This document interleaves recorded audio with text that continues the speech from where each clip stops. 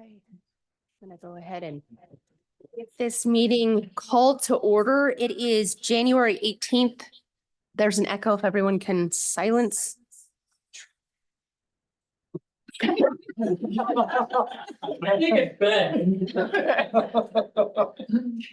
funny. Okay. Should we start that again? Okay. It is January 18th, 2024. This is our regularly scheduled City of Glenwood Springs City Council meeting. I will turn to the city clerk and,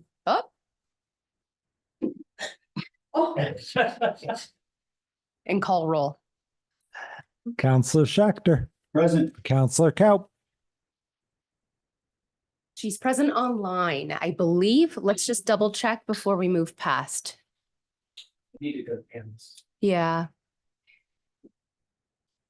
You guys want to check panelists or attendees and move over Shelley Kaup? Please and thank you. You don't see her on there. Yeah, I don't see it. Huh. Okay, well, for the time being, Shelley Kaup is not in attendance. Go ahead and continue. Counselor Weimer. Here. Mayor Wusso. Present? Mayor Pro Tem Dame. Here. Counselor Zelinski. Counselor Godis. We have a quorum. Perfect, thank you. Before we move forward, do you, Steve Boyd, did you want to do an introduction?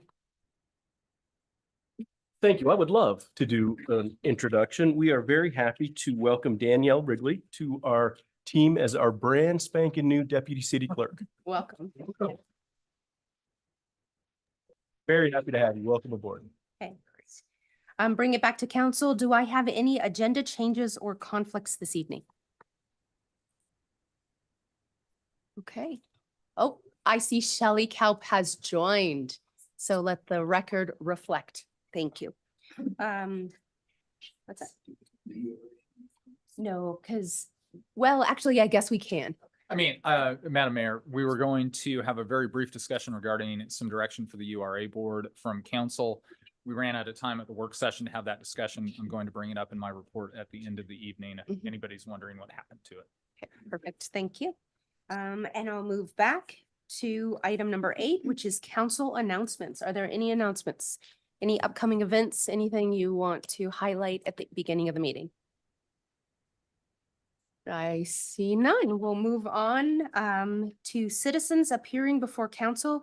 These are for items not on the agenda. I do have a list here with Lloyd Chase's name, and I see Ben after that. Ben, you're on the agenda. I know, I'm still making citizens. Okay, awesome, perfect. Okay, great. It's not an apology for having your speaker on, and you don't need to do that, okay?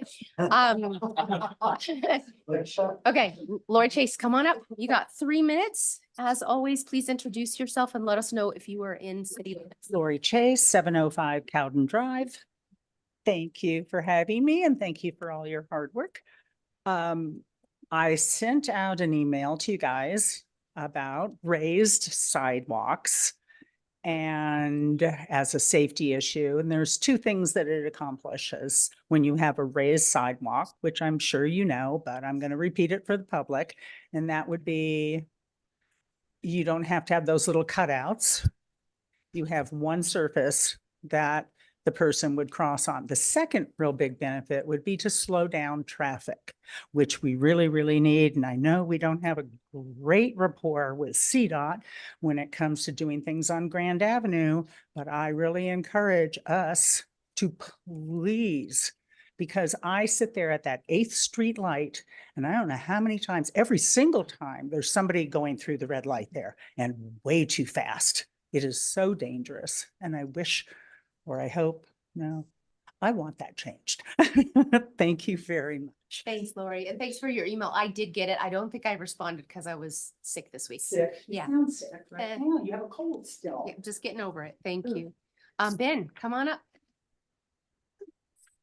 Good evening, council. My name is Ben Ludlow, 1457 Teeters Lane. As the sun sets on my 40th day as a resident of Glenwood Springs, I'm happy to call this place home. I admire everything that each and one of you do to lead this wonderful city as you do. You have a very talented staff and I respect them and I love working with them. And I just wanted to say thank you very much. And I also wanted to announce an award that I'm going to give to myself as the only person in Glenwood Springs that knows how to use a turn signal in a roundabout. And if everyone could continue to use a turn signal in a roundabout, Yeah. we would see less roundabout cluttering and people would be able to move through them in a more efficient manner. So I'm the first annual winner of that. I'm pretty proud of it. So I thought I'd let you know. Thank you for your time. Thank you. You know what, Ben, I actually taught one of my oldest son, I taught how to drive and he taught me that. I had driven for about 30 years at that point. Uh-huh. Yeah. Yep, totally. Maybe they will. Do we have any additional comments this evening for items not on the agenda? Yeah, come on up. And Ben, thank you for those kind comments to our staff. We agree with you. They're great.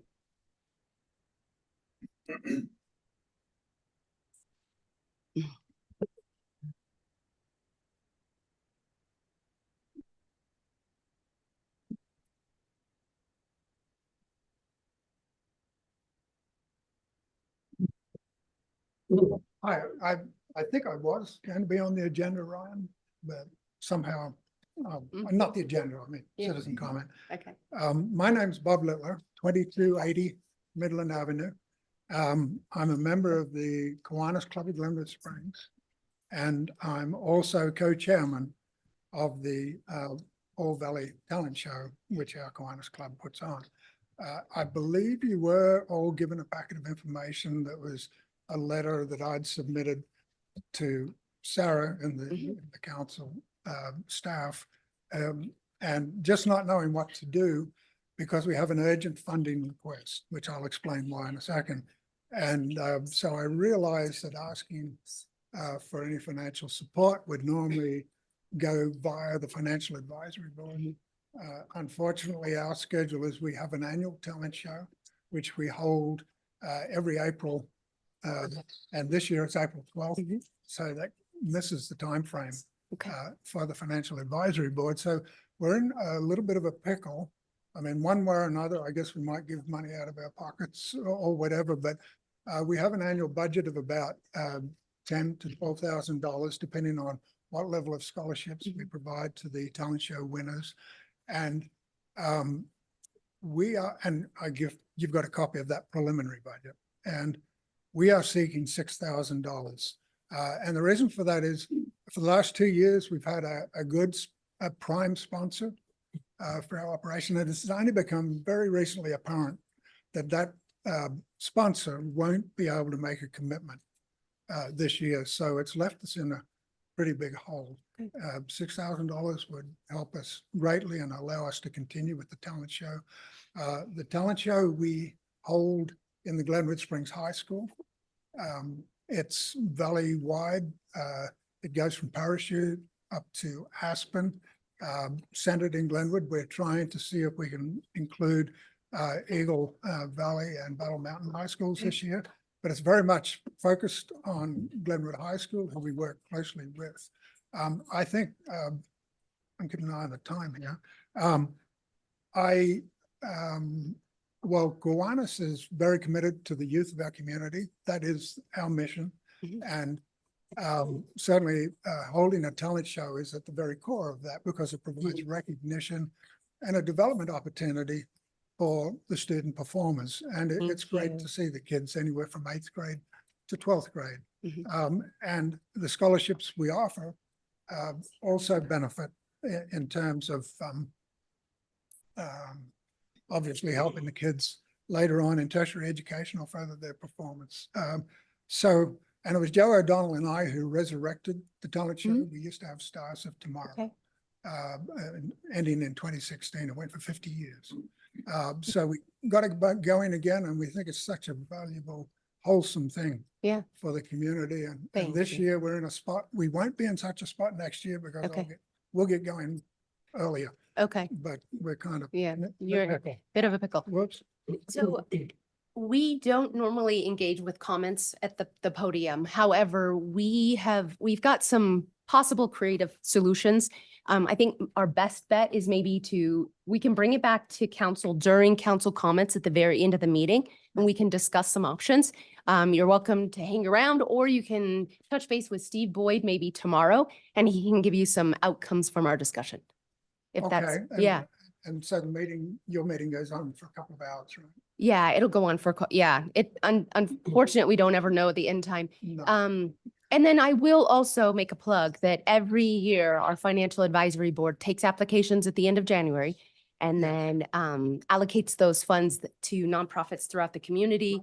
Yeah, and so, moving forward next year, that might definitely be something to keep on your radar. Absolutely. Okay. I forgot to say, we provide recognition to all our sponsors, Okay. which would include Glenwood City. So, Okay. Thank you. Thank you. Okay, perfect. Okay, great. Bring it back to council. There are no other comments this evening from city members. Okay, great. We will bring it back. It is time I'll be looking for a motion to approve the consent agenda. Hold on. I haven't been doing this for a couple of weeks. There we go. Council Dem. Thank you, Madam Mayor. I would approve the consent agenda. I would move to approve, sorry. And a second. I second. Okay. All those in favor? Aye. Shelley Kaup? Aye. Any opposed? Okay, motion passes unanimously. Okay. We will move on to our regular actions and or presentations for the meeting. First item is a planning and zoning commission appointment. Councilor Dem. All right, Madam Mayor, if I may. I would like to move that we appoint or reappoint Joy White to the Planning and Zoning Commission as a regular member. And that we move Gregory Cowan from a alternate member to a regular member, and that we reappoint John Houghton, I assume, as a alternate. Houghton. Houghton, as Um, an alternate member of the Planning and Zoning Commission. And a second. Second. All those in favor? Aye. Aye. Any opposed? Motion passes unanimously. Congratulations, and always a huge bit of gratitude to those who volunteer on planning and zoning. It's a lot of time and energy and commitment, and we appreciate you all. So, moving on, Ben. Head back up.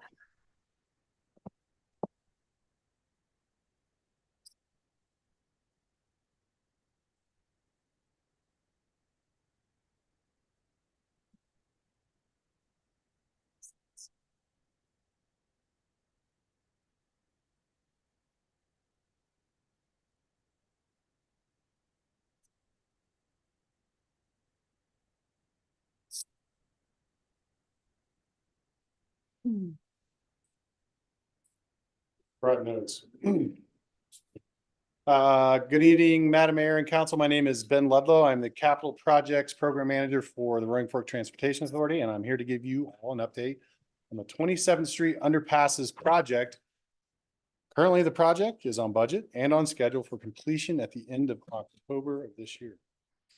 Here are some statistics for construction of the Underpasses project in 2023. This is presented as part of our RAFTA accomplishments along with other projects this year.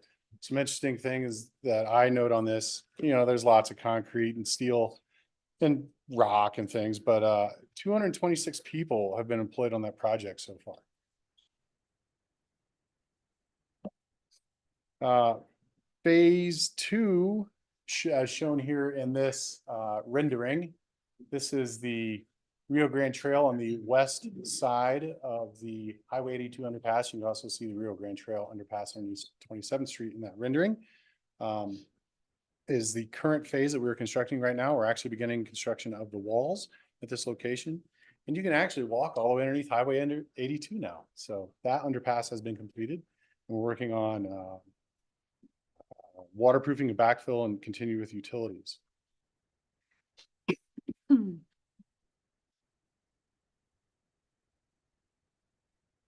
I think I may have gone one too far. All right, well, Thank you. No, I'm just kidding. Let's hit the back button. There we go. Currently, right now, we have a concern on site. And I know everyone has seen that when you drive through the job site, you can't see stripes. We're having a tough time getting striping down right now due to the weather. It looks like that winter came and went and summer's going to show up next week. And so with some warm and dry weather, we will pursue restriping Highway 82. And we'll do this during times to avoid traffic while we're doing that. Again, we just remind everyone, please be cautious driving through the job site and show some patience and slowing down.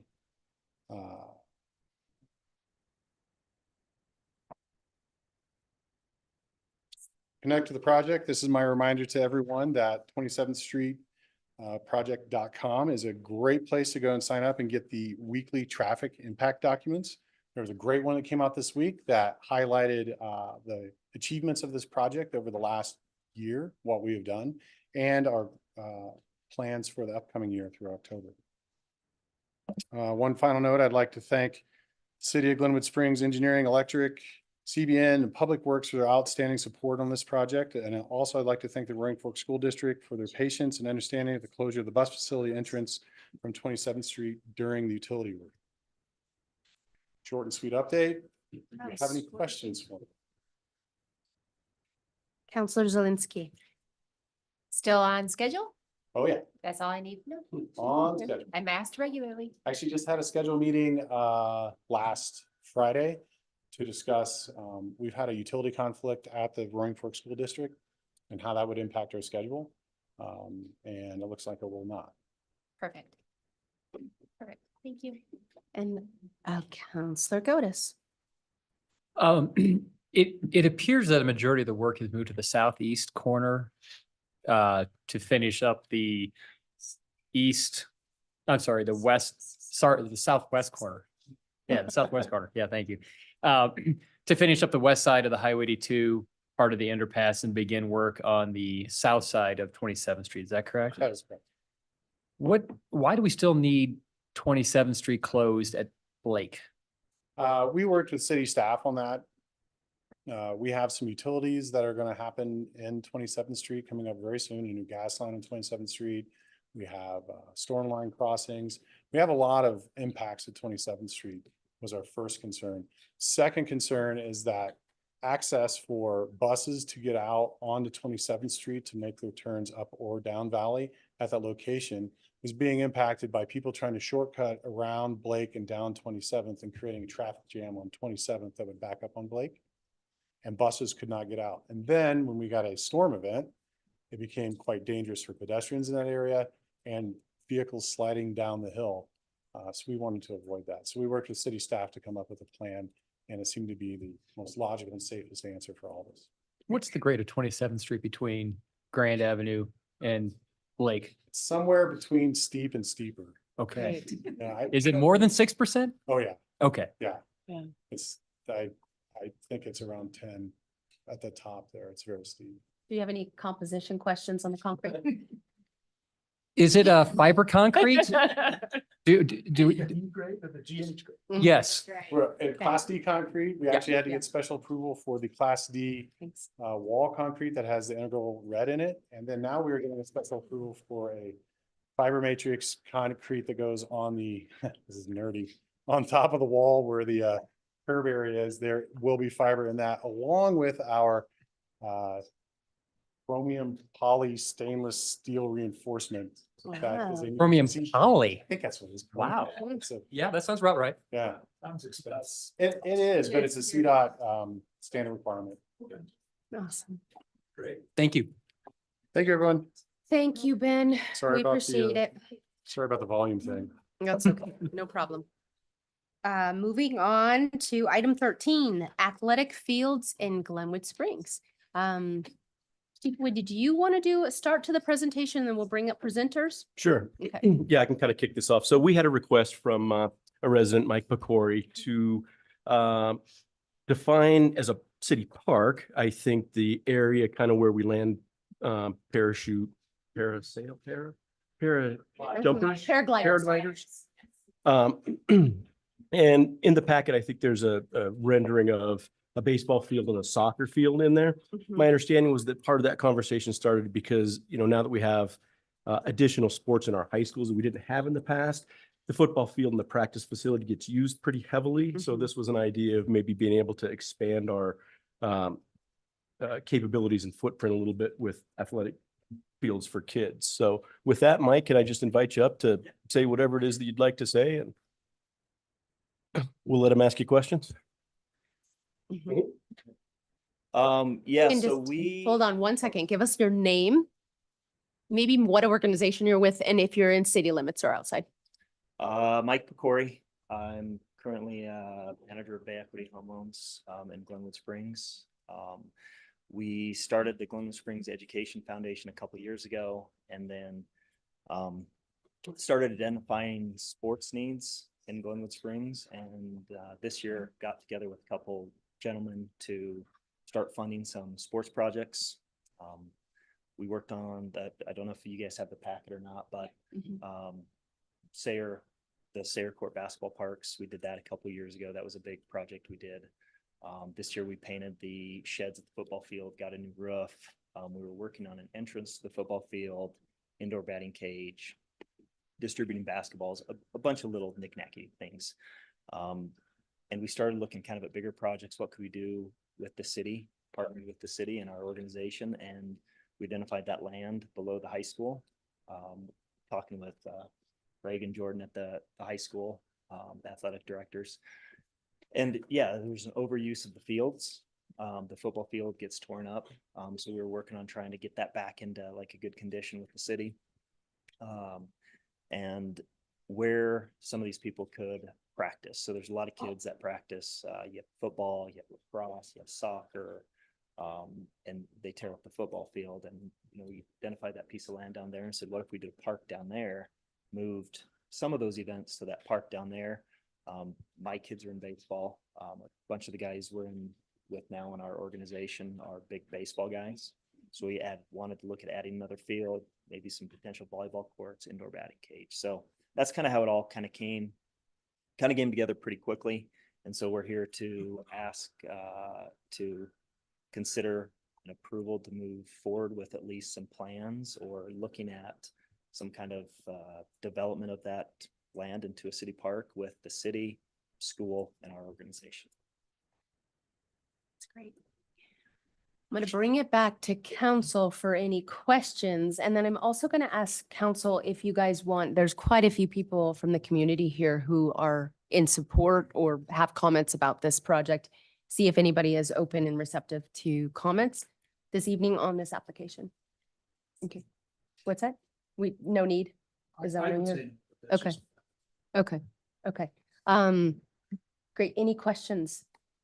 Maybe just. Okay. Okay. Counselor Zelinski.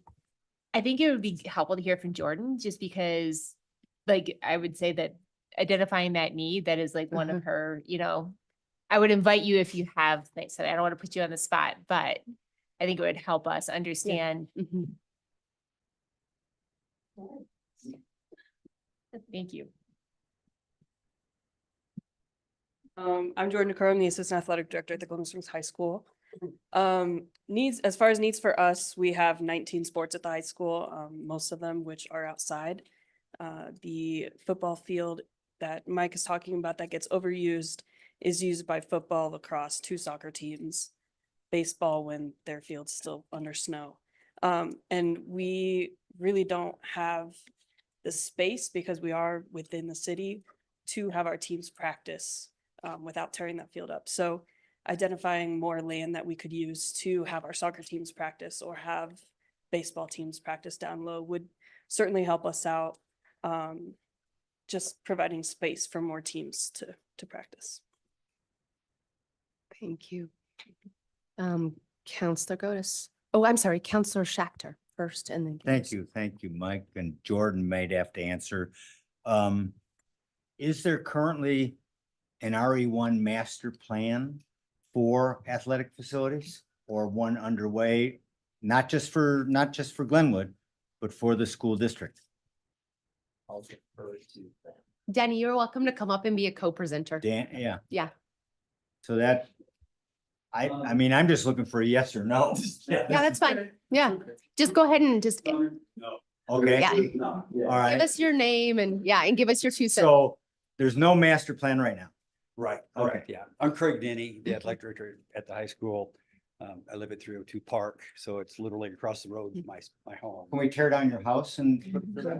You know, I No, would say I'm sorry. yes, if there was enough, if it would help with the space. Second question, Madam Mayor, would be, and since Craig's up there, it'll help. What other, I know transportation's an issue. I grew up in an area where we were transported to athletic fields that were owned by the city. What other school district facilities have you looked at?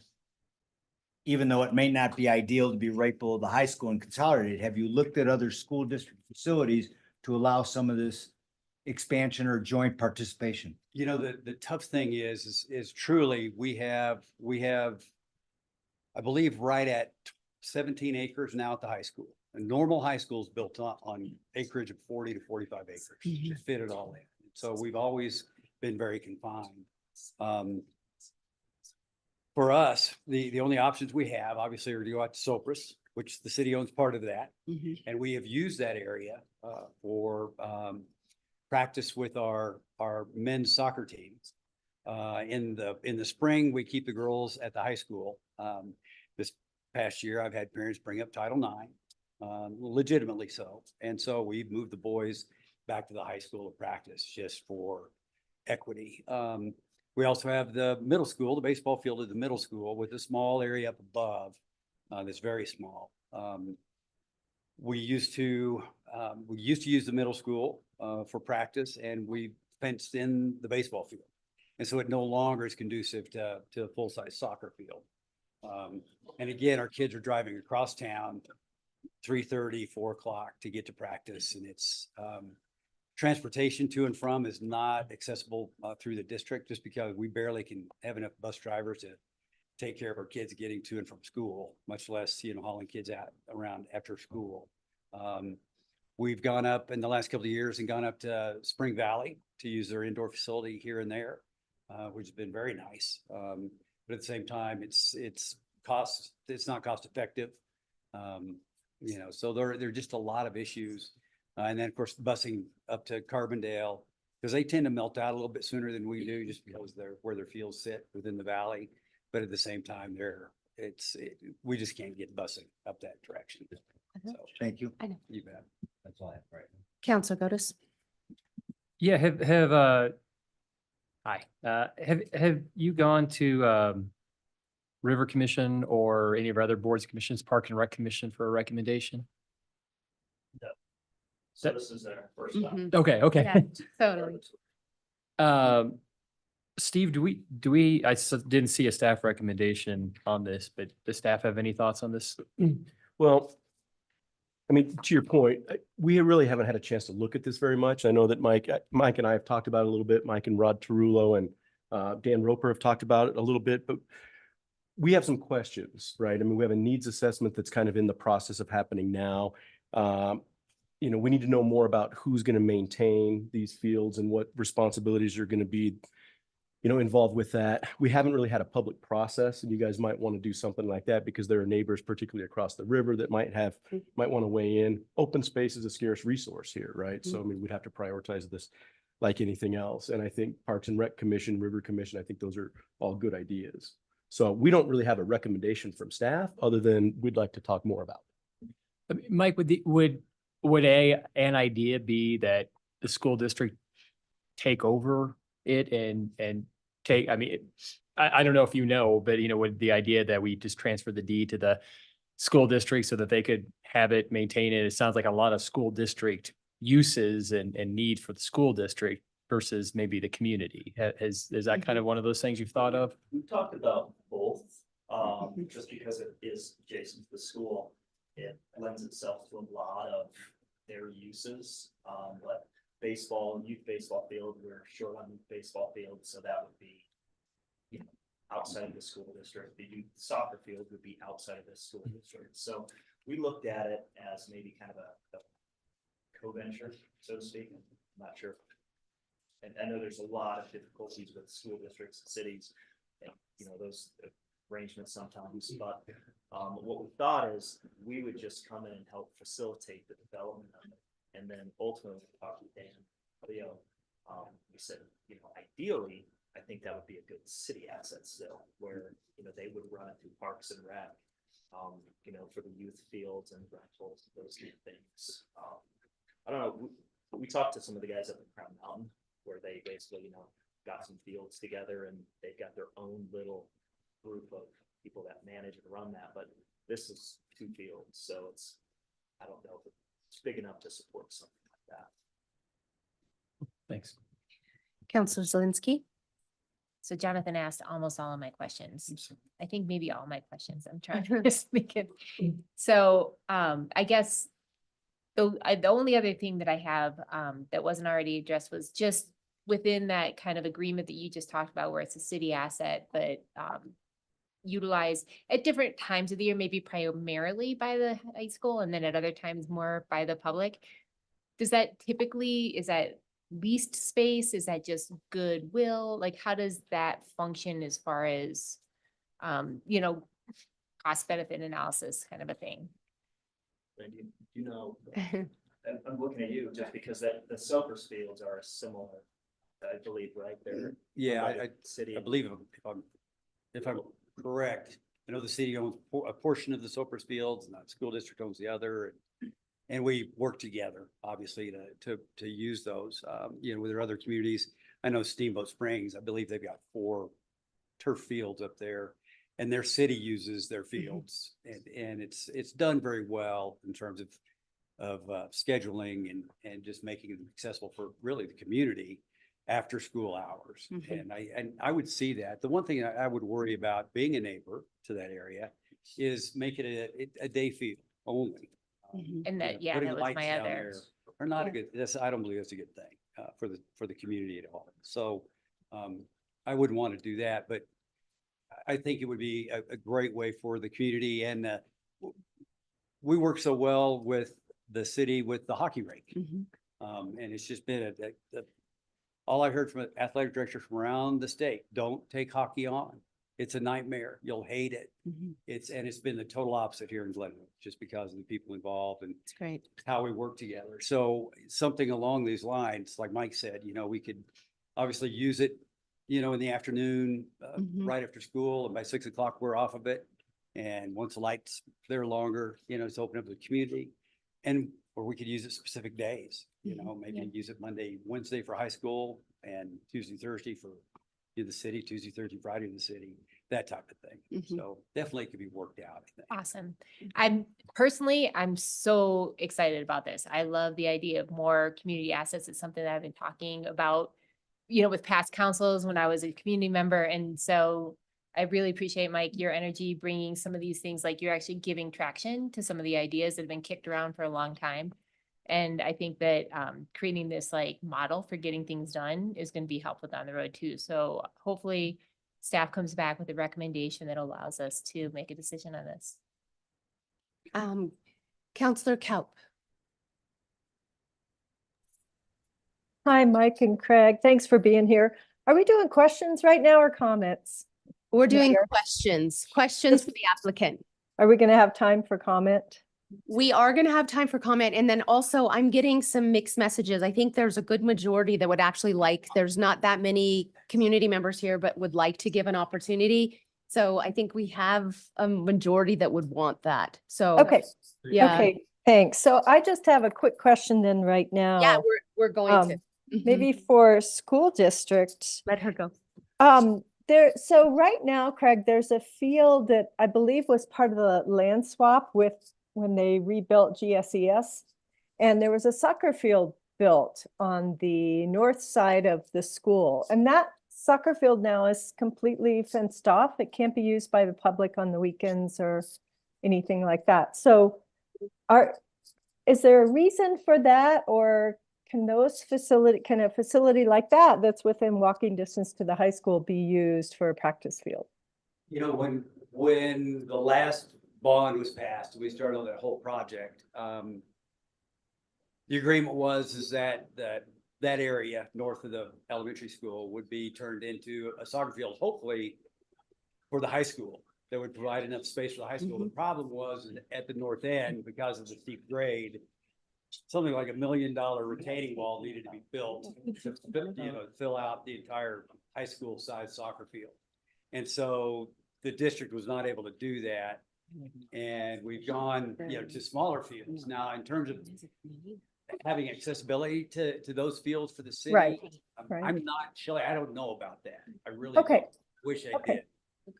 Yeah, I'm just curious about that because it used to be open to the public and now it's fenced off and locked. So, Well, just- you know what? I'll be happy to check on that with our okay, maintenance director and find out what's going on. okay, great, thanks. You bet.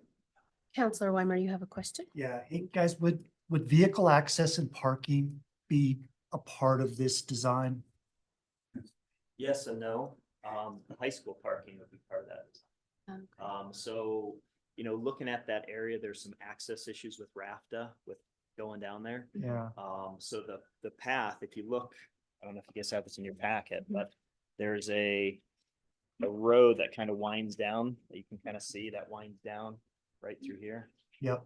That's ADA accessible. It's the right grade, so you can get down there.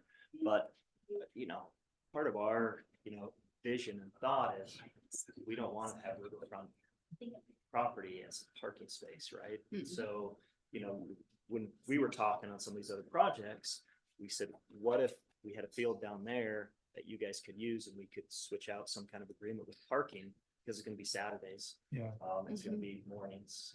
So it's going to be when the school's not being used and the kids that use it will already be parking there. So that was kind of the agreement we kind of looked at and said, can we make that work? That would work for both people and for both parties. So we don't have to convert. Right. that beautiful land. Yeah. Yeah. So that's really what we looked at. And to Craig's point, we said, hey, we wouldn't want a big spotlight, lights in our backyard either. No. That would be a huge complaint. It wasn't my backyard. Right. So it was just really a day park, no lights, baseball field, soccer field. Basically, essentially we're planting with grass and put some fences up. I mean, a very simplistic approach and putting a walking path along there. That's kind of what our thought was. Got it. Perfect. Got it. Thank you. Good. Mike, do you remember the size of that? How many acres that area is? That particular one is 39 acres, but then there's another parcel towards the end of that soccer field on there that the city owns as well. And then up above that is the current dog park with some of those cement features. I think it's 39-ish acres and maybe a part of this other parcel. Okay, awesome. So there's kind of two different tribes up here on whether or not we wanted to allow some public comment before we bring it back to council. So we're going to just take a quick vote of hands on who is receptive. For those who are open to hearing some public comment on this item, all those in favor? Shelley, did you hear that? If you would like to have public comment on this? Okay, and those not in favor? Okay, so we're going to go ahead and open it up to public comment for those that are here. Oh, yeah. Yeah, we'll have Counselor Godus make one more question before we transition. No, the comment is, Oh. I think in regard to the Mhm. vote, because we didn't have questions or comments about the vote, is because it hasn't gone through River Commission, because it hasn't gone through RAFTA board, because it hasn't gone Sure. through anything, even basic staff review, Mhm. other than the community saying, we want more parks, I don't know what we're hearing comment on. And so I yeah. think that's where I would love to see this fleshed out a Mhm. bit more. I'd love to Sure. hear, our commissions, our boards Mhm. commission. I'd love to hear from Parks and Rec on who's going to maintain this, just some ideas and get it fleshed out. And then I'd Sure. love to hear public comment. But other than, a lot of people saying we want this, which I'm sure everybody will say, I'm not debating that, but I just don't know if we need to hear that now because it's just an idea that got put on the agenda, Mhm. without any kind of even council conversation. Yep. Okay, perfect. Well, so we will do comments after we do public comment. So we had the vote to do public comment. So you guys are welcome to come up. I appreciate your perspective, but I think people came out this evening and who's to say that if this comes back to us, they will be available that evening. So for those that are here for any comment regarding this, you're welcome to come to the podium. You guys can go ahead and sit down for a minute. come on up to the podium. You have 3 minutes to speak. Please state your name and if you're in city limits.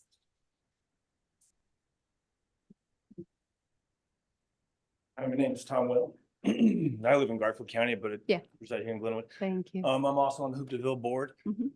This whole process, I'm a baseball coach, a Little League baseball coach, have been for 3 years. I'm also one of the founders of the Glenwood Gunners as a new travel team.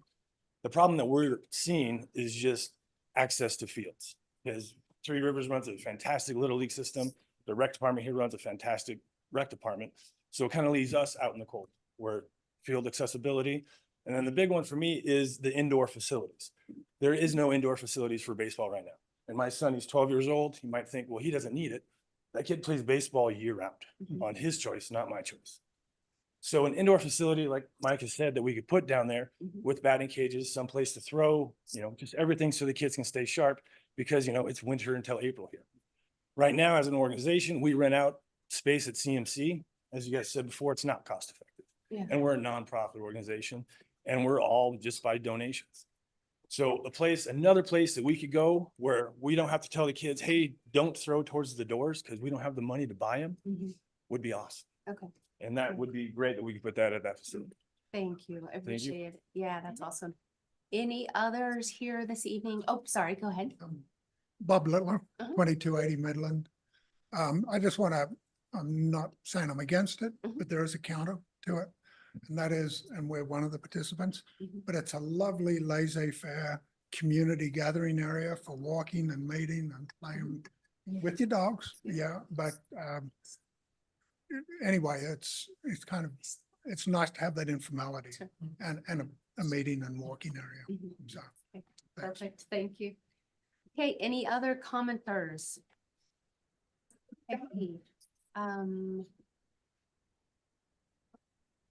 Yeah, Cheryl online. Is it specific to, if it's specific to the item, we can go ahead. Cheryl, if you want to go ahead and we'll move her to a panelist. Please state your name if you're in city limits and please keep your comments to 3 minutes specific to this agenda item.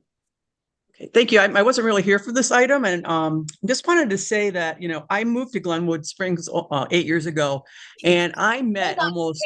Hold on 1 second. Oh, sorry about that. Cheryl Bauer. I live within the city.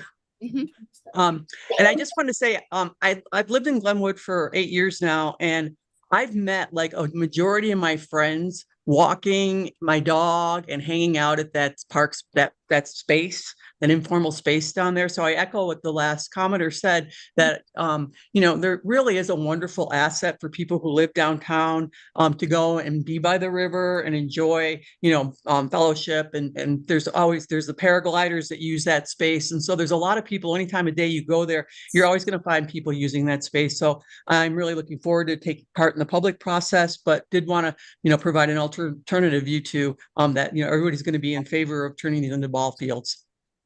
Perfect. Thank you. I'm going to bring it back to council for some discussion. Counselor Godis is still lit up. Are you wanting to? Sure. Okay, go ahead. Yeah, I think, this is, I'm happy now we took public comment. Although I think we should, before we take a vote, we should bring it back for conversation about whether we're going to take a vote. But I think that, this has a lot to be vetted. I appreciate Mikey bringing it forward, but I think just as we heard tonight of just two random people, there's a lot of conversation in the community about, we need a community-wide master plan. Right now, we're in a community-wide needs assessment to find out what we need as a community. The school district needs to sounds like they need to know what they need, and they need a master plan. We need to know what the River Commission thinks, what the Financial Advisory Board thinks.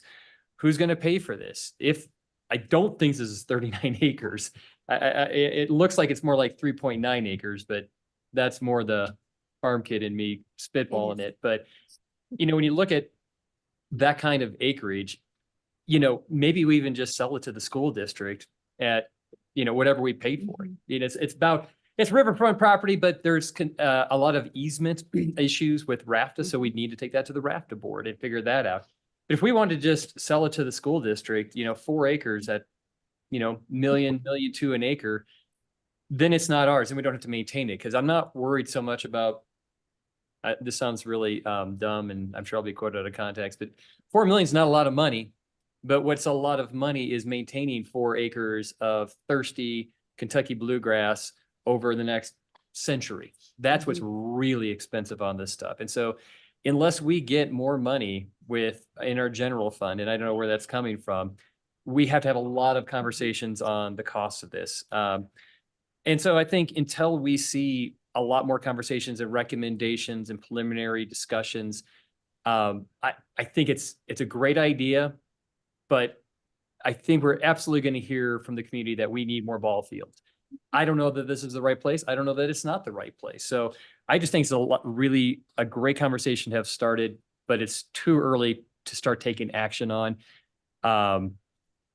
But if it's up to me, I'd say we just sell it to the school district and the school district can do what they want. And because it's absolutely going to be a school district asset that maybe the community will use a little bit, but it's unlike Sopris Park where the community uses a lot and the school district uses a little bit just because of the proximity. That's my opinion.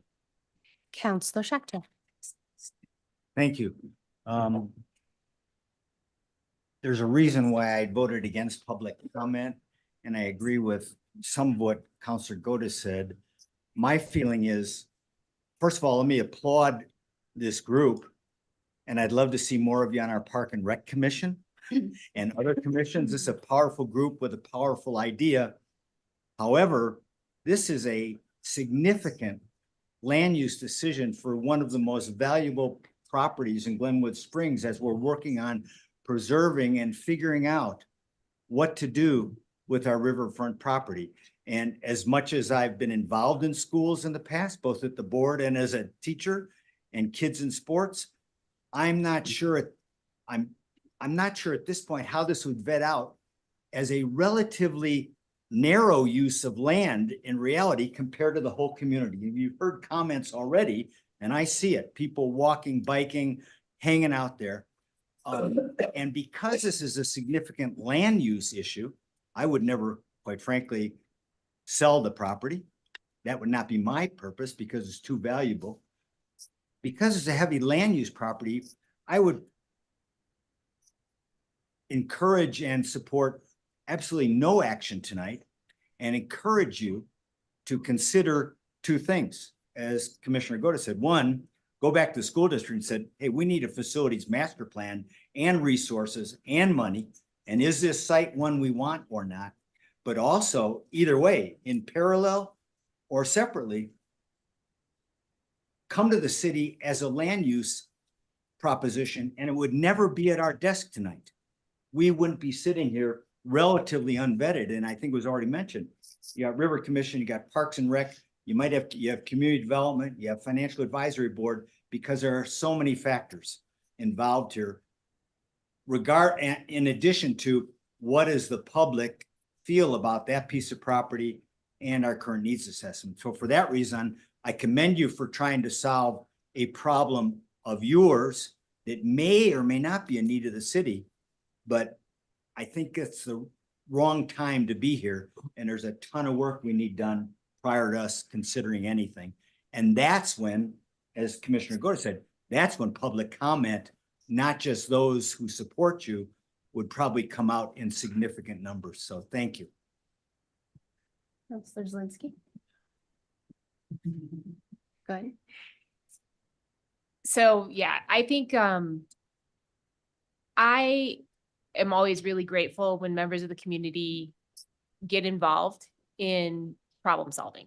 And so, I don't want in any way to discourage that. And I know that there's a balance here as far as kind of knocking on the door and even saying, hey, is this something to consider? And I consider you being here today as that. Like, I think that you just kind of wanted like a little bit of it's a great idea and it's intriguing and let's look more into it. And so that's where I'm at with it, is I appreciate all the work that's been done. I've raised 2 kids in this town and I know very clearly how limited our resources are. And if you want your kids to be active and busy, you've got to give them places to do that. And so putting a ball field there, maybe we put a little path around the edges of it so that the people who walk and, you know, I think that getting these things from the community are always so, so helpful in creating the best possible thing. And so I appreciate that you're here, even hearing these preliminary comments, because as you move forward, I think it'll be really, really helpful. And like I said earlier, I just really am looking forward to hearing the staff recommendation on this. And I appreciate the time and energy that's been put into it so far. Counselor Dim. Thank you. Nothing much to add. I just echo everything I heard on the dais tonight. But I'm thinking this should be a school district item. It's so close to the high school. It's a stone throw away.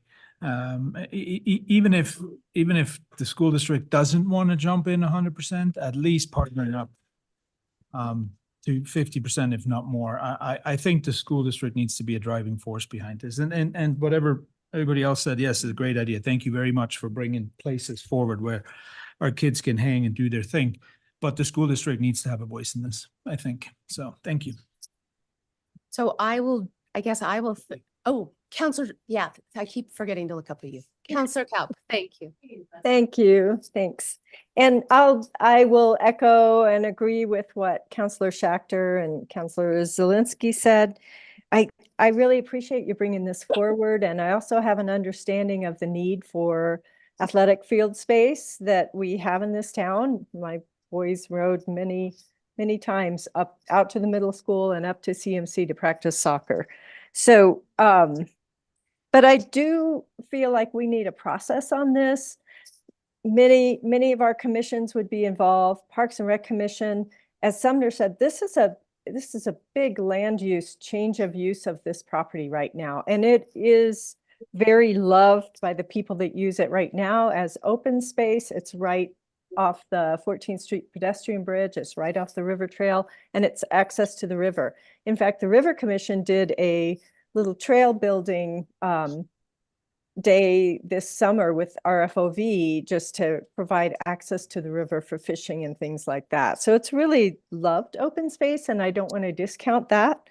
So I would like to see also, not to make any decision tonight, but if this group would like to move the concept forward, I'm open to learning more about that, but I'd like staff to fully vet it. I think our boards and commissions should fully vet it, Parks and Rec, River Commission, and any other ones that might be involved. And also we need some good public input from the users, possibly have a booth or set up at the summer market, or set up something on site there a couple times during the summer to get the feedback from the users down there. I don't know that I could ever support a structure down there, but we'll see where that goes. I won't never say never. But that's my feeling on it right now, is take big step back. If this is going to move forward, it should be community led, but also we need a lot of community effort and planning around it. Thanks. So I really appreciate everyone's thorough and thoughtful reflection on the application. I appreciate you guys bringing it forward. I think big picture, that's how this is supposed to work. But you as a community should come with a concept, a need for the community, and your 7 elected officials should step back and do exactly what you've all done this evening. Say, has it been vetted? We have boards and commissions to review these by. Have we gotten enough public comment? But I think the reason and the urgency for this to be brought forward tonight is because we have a petition that we're going to discuss in a few more agenda items that would make it so that this body couldn't sell it to the school district or do a partnership or do a long-term lease without a vote of the public. And it's a process that kind of hinders or handicaps this board from doing things like that. And I think that was potentially a little bit of urgency, saying, hey, is this even an idea that we can move forward or vet this evening? And so I truly do appreciate you guys bringing this in front of us. And I hear a need. I was aware of the need prior to you presenting this. I echo what they're all saying, and that is keep moving forward on this concept. I think Rod Tarullo is a great resource. Steve Boyd, also a great resource. Hannah, there are people here that can kind of help you with the process for who to talk to and who to present it to and what needs to be within it. And please, for the kids, we live in a community that I hear a lot of grumblings that kids are always on their screens and they're disconnected. And I know we have presentations from Youth Zone saying that depression, anxiety, all of these challenges that our youth, struggle with mental health. And then you guys come forward and say, hey, we want to give kids an opportunity to get out and play sports, which we know are good for their mental health. So I really commend you for coming forward with it. And I hope to maybe work on this project in the future. Thanks, you guys. Thanks.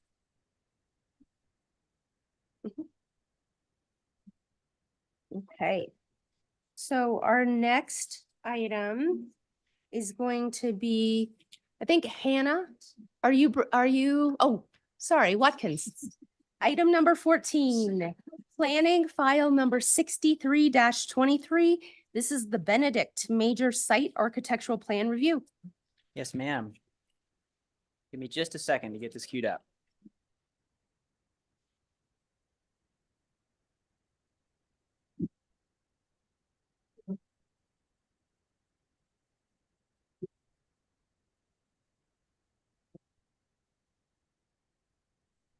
Oh.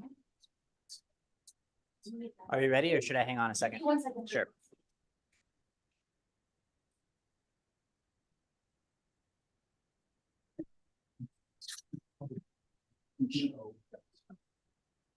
Thanks all. I'm getting over a cold and so I had to stay hydrated. Okay. Okay. Ready, set, let's do it. Thank you. Okay. Well, my name's Watkins Folk Gray. I'm a senior planner with the city. And so I'm going to present now some details about this project. I'm going to go into some kind of big picture items about it, and I'm going to talk about how it meets the requirements of the municipal code. So the Benedict is an affordable senior housing project for residents age 55 plus. It's received a very competitive LIHTC award. The project would be a 4-story building that's on a lot that's currently vacant. The lot's a little over half an acre. The maximum height of that building would be 57 feet, 2 inches. The zoning of it right now is RE, which stands for resort. And the lot has multifamily housing on all 4 sides of it. It's about a 1/4 mile from the 27th Street BRT station. And as we heard in a previous agenda item, there's a pedestrian underpass under construction that's scheduled for completion in October of this year. There are 42 off-street parking spaces planned for it, including an underground parking garage. This is also maybe a good time to mention that we do have the full applicant team with us today, but they are all online. Most of them are based in Denver, and I think they woke up this morning and looked at road conditions and thought this wasn't going to be possible. I can sympathize. I had to drive home from Denver on Monday, and it took 11 hours. So as I alluded to briefly in the last slide, this project has gotten a LIHTC award. LIHTC is an acronym for Low Income Housing Tax Credit. It's a very competitive program that funds affordable housing projects around the state. I could be wrong, but I think the approval rate in 2023 was about 30% for projects. So these do not come around very often, and they're a big deal. What we see when projects that apply for LIHTC awards that don't get them, usually they tend to either not happen or they pivot to a market rate project. And we saw 2 examples of that recently in West Glenwood. One of those projects is nearing completion now as a market rate project because LIHTC didn't pan out. And another that received a fee waiver from city council, we understand that is fallen out of contract and maybe not going to happen. So here's some pictures of the site showing all 4 sides pre-snow. And this project meets all requirements of municipal code except for 3 that I'm going to get to here. It meets our open space requirements, our parking area landscaping requirements, our setbacks, height, the sidewalk, bicycle parking, trash enclosure, minimum number of architectural elements. It meets municipal code in almost every way. Before I talk about the three ways that it doesn't, I want to explain the authority that you all have as city council to approve something that doesn't meet the strict standards of code. That authority comes from section 070-045-080, which is a section about incentives for affordable housing. You all, this might sound familiar to you all. We've had some sessions talking about changing some of these incentives, but we should put that aside for tonight because we're talking about what's in the code right now. So what's in the code right now offers a density bonus and site design flexibility. Site design flexibility is designed in the code like this. The city may consider flexible application design standards, including but not limited to minimum lot size, building height, lot coverage, impervious coverage, setbacks, and landscaping. And our housing guidelines, which is an administrative document approved by City Council, provides a little bit more specificity saying that the height is limited to one additional floor and that parking specifically cannot be part of the flexibility. So the three ways in which it doesn't meet the strict standards of code are in building orientation toward 27th Street, the height transition standards just on the east elevation, and the planting strip and street trees. Even though the height is under the maximum height of the RE zone, I wanted to touch on this a little bit. As I said, the maximum height of the structure is at 57 feet 2 inches, and that's for the tower part of the plan that I think the applicant team is calling the bird's nest. The maximum height of the main roof line of the building is 52 feet 8 inches. Again, with the maximum height 60 feet in this zone district. So to put that in context for what's around it, the Roaring Fork Senior Living Facility to the south is about 55 feet at its highest. Cottonwood Landing to the north is also about 55 feet. The Racket Club condos to the east are significantly lower. They're 33 feet approximately. And to the west, across the roundabout and across 27th Street, the terraces are also about 55 feet. And just so you know, the images here at the bottom of the screen are for Roaring Fork Senior Living and Cottonwood Landing. So other notable details about this project. The traffic forecast for new trips, average daily trips that this would create is about 164. I'll note an important detail about that is that these forecasts are made based on estimates that come from ITE, which stands for Institute for Transportation Engineers. They do studies and make estimates that other people can use to create these kind of forecasts. That was for the category of affordable housing, which, as you can imagine, affordable housing means people of any age living in affordable housing. This is an affordable senior housing facility. I don't know that there's any industry standard to estimate for senior affordable housing specifically. There's been a little bit of studies that I've seen that do suggest that it's lower, as you can imagine, lower car ownership. But so it is, there's reason to think that this might be lower, even if we don't have real hard data to back that up. Most of these new trips that we created would be going toward using 27th Street to go toward Highway 82. The project site has 2 existing access points. And we are looking at one change to the access point that's on 27th Street, changing that access to a right in, right out only. Which would be enforced by what's called a wishbone, so kind of a raised concrete structure that would make you that would only allow you to be able to turn right in and out of it.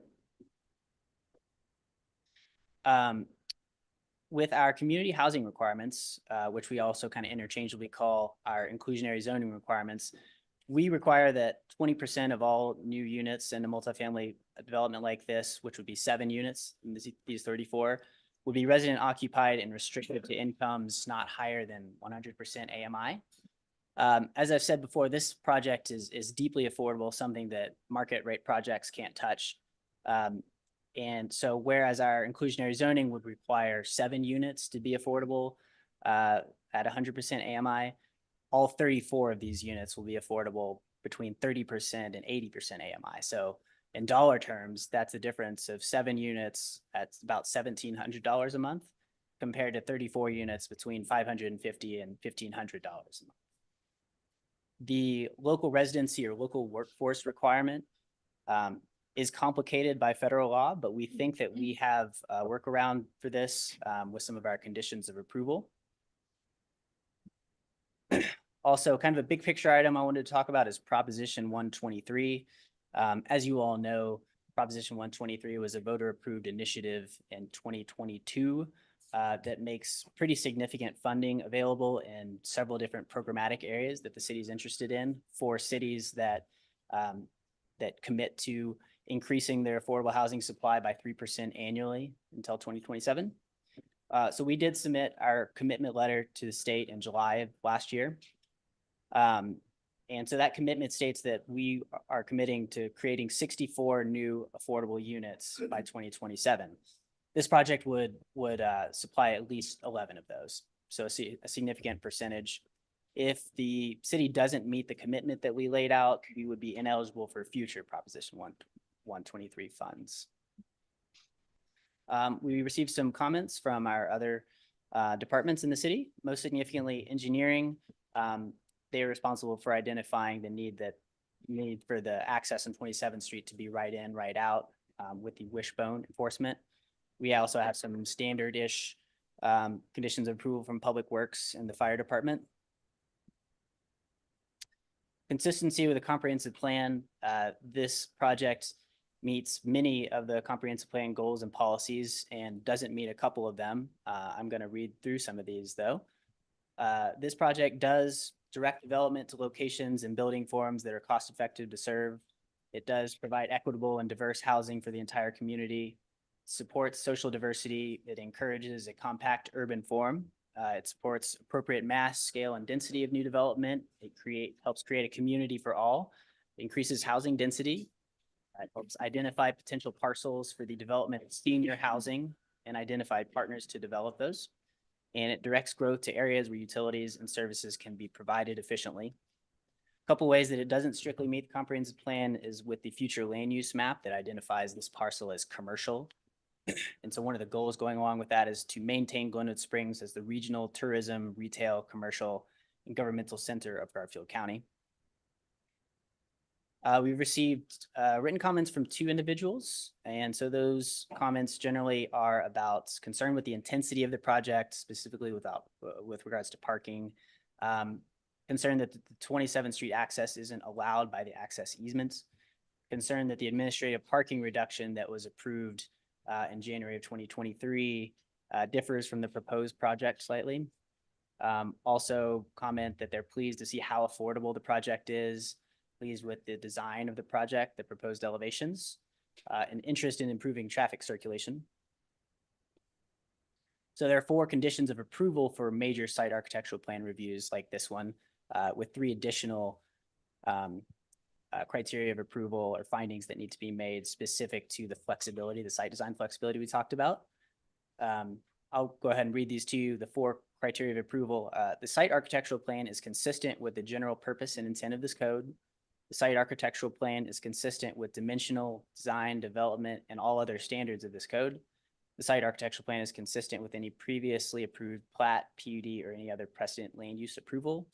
And 4, the site architectural plan is consistent with the comprehensive plan and other adopted city policies plans.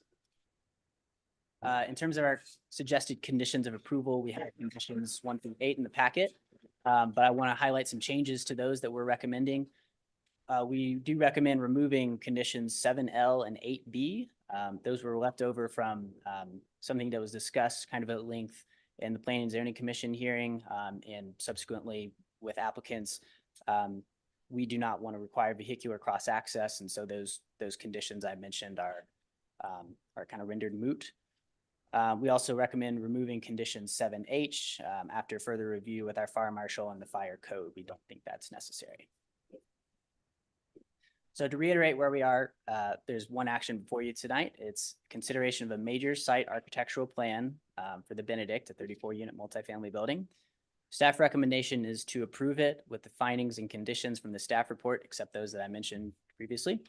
And so here are the complete list of findings. The first 4 are related to the criteria of approval that I read to you a couple slides ago, and the last 3 are specific to the site design flexibility. And so I'm going to go ahead and read these to you if you'll bear with me. The recommended findings are: one, that the site architectural plan is consistent with the general purpose and intent of the code. The site architectural plan is consistent with dimensional design, development, and all standards of this code. The site architectural plan is not in conflict with precedent land use approvals.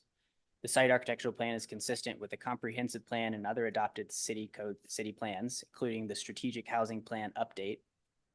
The flexibility request does not harm the public health, safety, or welfare.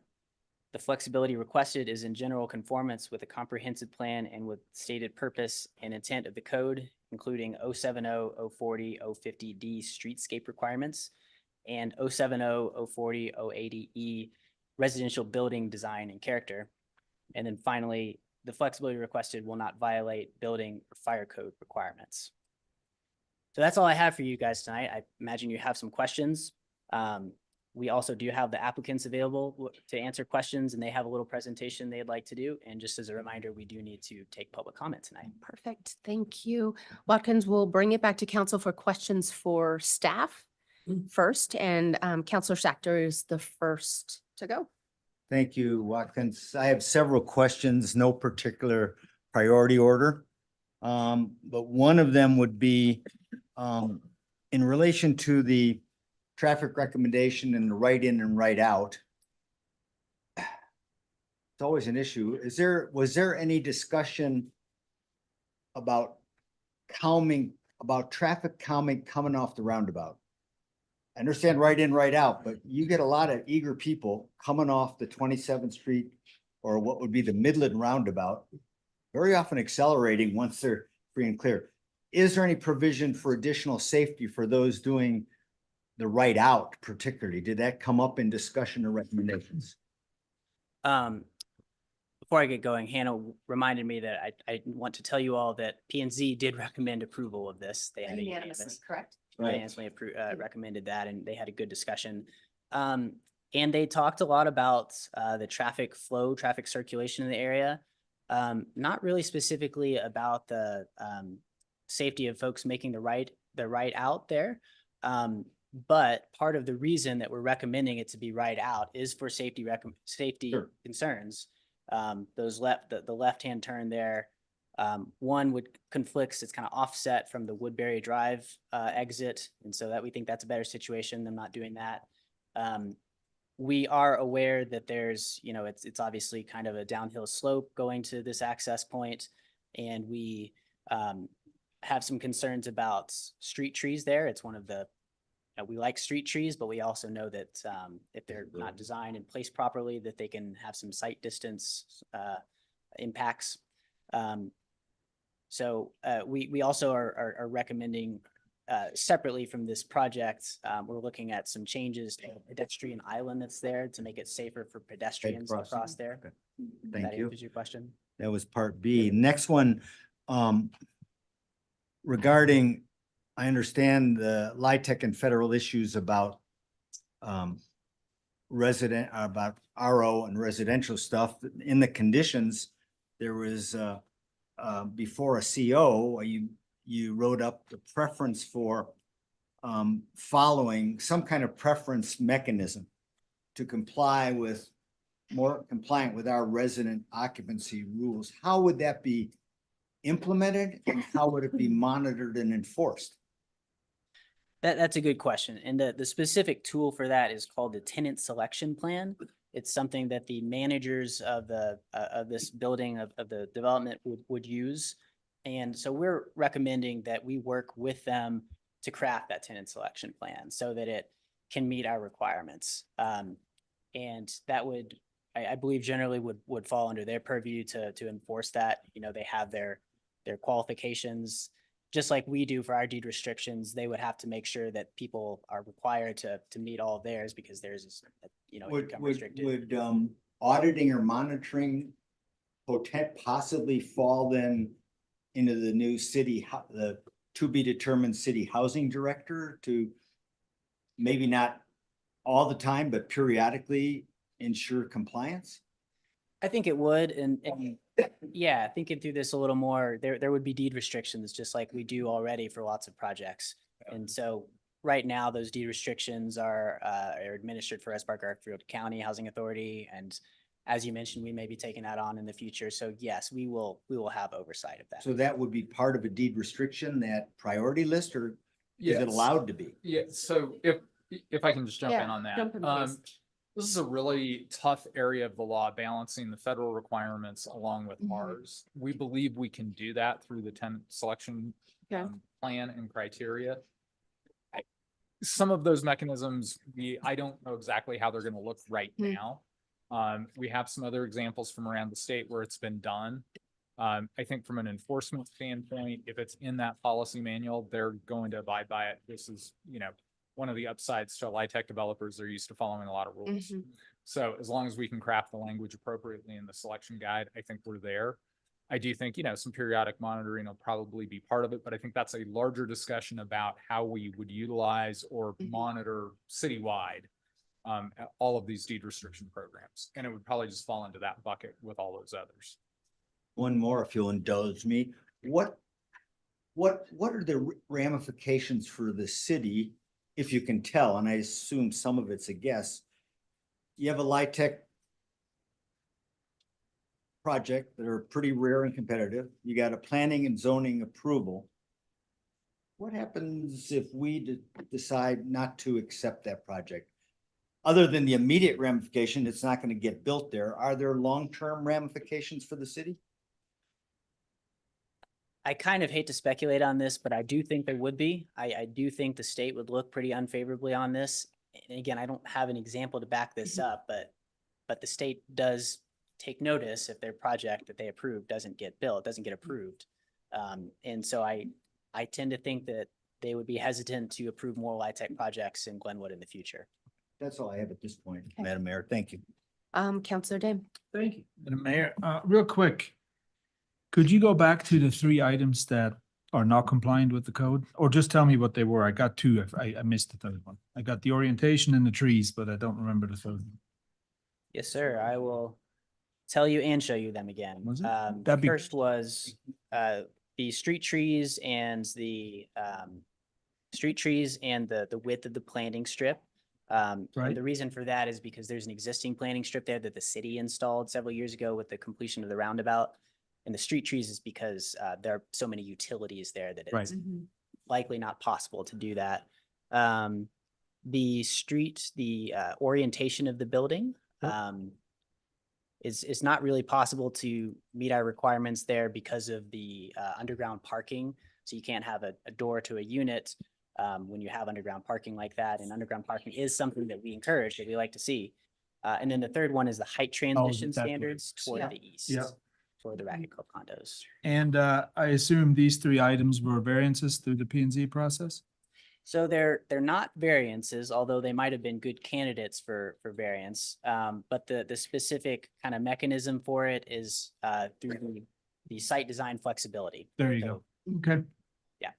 That works for me. And then the last question is, who owns the land at this point? The land, I believe, is owned by Catholic Charities Housing. It's a kind of a big, complicated partnership, and so I will stand corrected if the applicants come on and tell me otherwise. That's not the technical. Okay, so the constructor is not necessarily the owner of the land. It's a partnership, and Okay. Catholic Charities Housing is the driver, and I believe the landowner. I believe they're playing the developer role. Okay, and there was a letter that we received from a neighbor. A little late, I think it was yesterday, whenever. How did the applicant respond to that letter? I think they have been in contact and they can respond for themselves, I believe. Also, that neighbor that you mentioned is online, so I'm pretty sure he's going to be making public comments.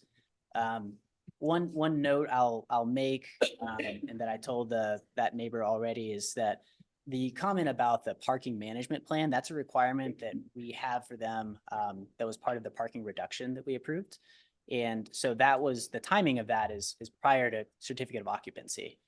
My understanding after exchanging some emails with this individual is that they would prefer to see that parking management plan earlier in the process, which is fine with us. But I want to clarify that they're not in violation. They're not late doing that or anything. And just to clarify, it is a requirement Yes, sir. for them to do. Okay, great. I think that's it for now. Thank you, Watkins. Counselor Zelinski. So again, Marco addressed, I think, pretty much literally everything that I was going to ask. And it was mainly around that letter. And then, you know, just kind of, I do have one other question that's kind of more procedural. One of the comments made in that is something about the age of the residents impacting the parking reduction. Can you explain to me why that's relevant? So in the parking reduction that was approved administratively, they had represented that the minimum age would be 62, and now it's 55. We don't see that as a significant departure. Okay. So that was my reason for asking that. And then one of the things that's available to other, like our older population, is the Glenwood Traveler, correct? And is that like age restricted, or? I don't know the answer to that. That's a RAPTA service, I believe. Because I just wondered if that was why that, you know, made a difference. If you were 55, you can't use the Traveler, but if you're 62, you can. My understanding is that the age 55, that comes from the desire to serve as many people as possible. And also it does relate to some of the definitional procedural parts of the LIHTC award, I believe. So my question is not about like having 55-year-olds there. It's more about the parking reduction and how that correlates. Just because it seems to be a particular concern, not just to the gentleman that wrote the letter, but also to the community at large. And so I just wondered if maybe there was like a deeper explanation for why and how those decisions are made. Yeah. So parking reductions can be approved administratively, and they go pretty strictly by the municipal code. We have 7 ways in the municipal code that you can achieve a parking reduction. The parking reductions that are available are capped at 30% of what's required. You cannot ask for more than that. And we did approve 29% for this one, I believe is the highest we've ever approved, for several reasons. They are providing structured parking, the underground garage. Again, that's something that we want, and that's one of the approved parking reduction methods or alternatives. They are also providing bicycle parking far beyond what the code requires, and they've agreed to supply bus passes to all residents. And then the additional fact just that this is senior housing. So we just think intuitively that there's going to be somewhat less driving because of that. Thank you. I think it's helpful to understand kind of the process behind that. Pardon me, don't mean to interrupt, but I do. So Hannah Klausman, Community Development Director. Thank you. Thank you, Madam Mayor and Council. Good evening. I just wanted to point out, we do have a couple of parking reductions on this, and it spans multiple director positions, myself and my predecessor. And so we did evaluate the items that Watkins just mentioned with the conditions. The age, I actually made a mistake. The age was apparent on that second reduction, so we were very aware that it was being reduced to 55. So that is part of that second one. I just wanted to make you aware that it wasn't a stipulation that be the age for the notice of decisions that we handed out. Yeah. And if you have any other questions on those notice of decisions, I'm happy to help answer them, as my name is on the signing line. No, appreciate it. Thank you. Counselor Godus. Thank you. So this has been, I'm sure this has been said and it's in the packet, but I just want to make sure that it has been awarded the LIHTC award. Yes, sir. Okay. Just because I feel like we've had a lot of these where they're trying to get it and they just don't. So, okay, that's great. Done deal. This one's a done deal, signed, sealed, and delivered. And I did read in the staff report that this does not meet our resident occupancy inclusionary zoning. Is that correct? With regards just to the resident occupancy, as you mentioned, yeah. And as Carl was discussing, this is a complex issue. We think we can cover it with the conditions of approval that we recommended, and we are aware of at least one example out there that's a municipality has made it work. So we think we can do it. Okay. And then is there any mechanism that we can use to ensure that these units have a priority for Glenwood Springs residents? Is there a way to keep Aspen people from moving down Valley and living and taking up our community's housing, or people from the Front Range saying, You know, I'd love to spend my retirement in Glenwood Springs. Is there any way to do that? And that's exactly what this, the policy that we want to work with Yeah. the applicant on to try to develop is. It's navigating a really complex issue because typically the LIHTC awards don't, because it's actually a federal program. It doesn't allow you the flexibility to have, just absolutes. I think we can probably craft it in such a way that there is kind of a cascade effect like we do with a lot of our deed restrictions. That circle keeps getting bigger. I think that will navigate the requirement of fair housing to make it available for everybody underneath the LIHTC program, but also have a sort of a preferential policy as to how you work through that. If it weren't a LIHTC project, it would be easier to do that. And so that's kind of why we're kind of trying to thread this needle. And I can't give you an absolute, it only will be Glenwood residents, and there will never be somebody from Texas or from California or from the Front Range living there. We're going to try to create, working with the applicant, if this is approved, a policy that cascades that so that if that occurs, it is because there wasn't an available Glenwood resident, hopefully. And just as a reminder, there are only, our inclusionary zoning requirements would only require 7 of these units, 20% to be resident occupied, not all 34. Yeah, I was just mostly curious about keeping people from Chicago out. The height, the height, the cupola is 57 and the height, the height, the allowance is 60 feet, correct? Yes, sir. What is the purpose of that cupola? That'd be a great question to ask the architects online, but I believe the purpose is to kind of mirror the architecture and make it fit in better with the development to the south, Roaring Brook Senior Living. Okay. Because it kind of has some of those tower structures as well. But it is, as far as you know, it doesn't serve any practical purpose other than architectural and visual interest. I think it'll be used. It's not going to be dead space, but I think aesthetics is the purpose, I would guess. Okay, thank you. Great. Counselor Schechter. Thank you.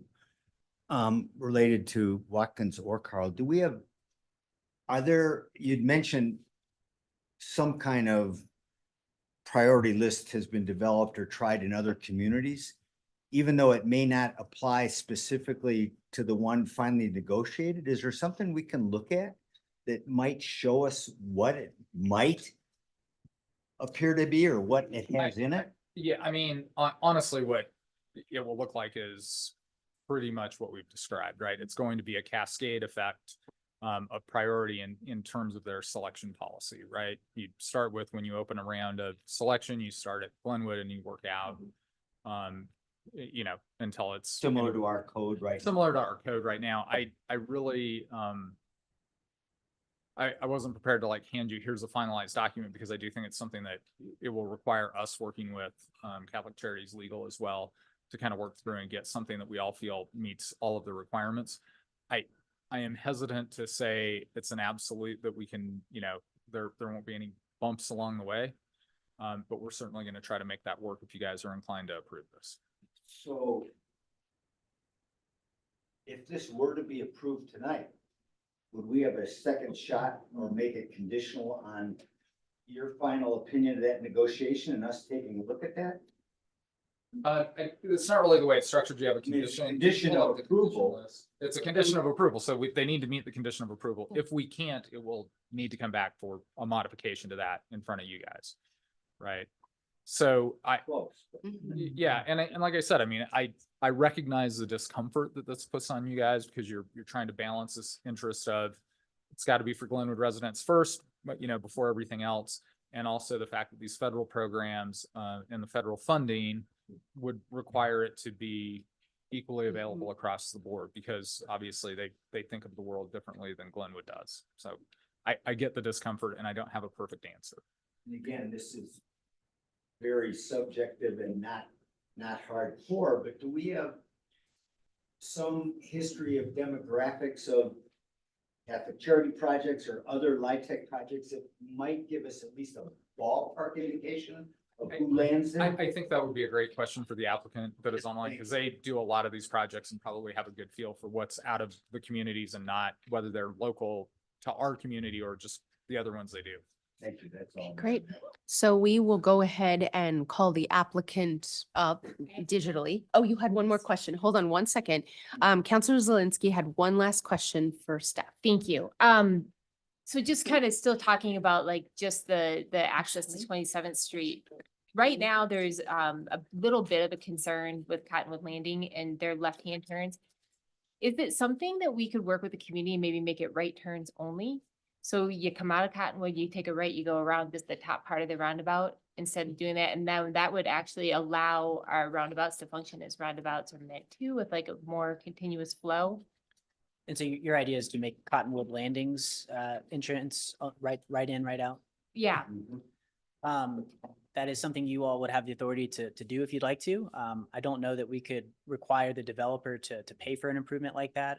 It would just more be a question for staff to see if that's even something that would be like reasonable, feasible, and helpful. Because they are very close to that roundabout, so they can. Yeah. Yeah. And then the other question I had was, I really like the pedestrian blinky lights that let you cross. Could we put one up there? I've noticed even now, just with like some of the people that live in that resident, they move across the street slowly. And they should not be making their way across and have people trying to race them on the other side. And it happens pretty regularly. And so I think that maybe as a city, we could look into possibly doing something like that as a safety measure on that roundabout as well. Absolutely. Yeah, it's something that we've discussed. Perfect. Thank you.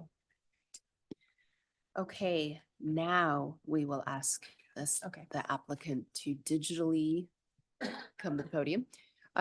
Do we have questions for the applicant? Do you guys want to do a presentation? That's perfect. Thank you. Thanks, guys.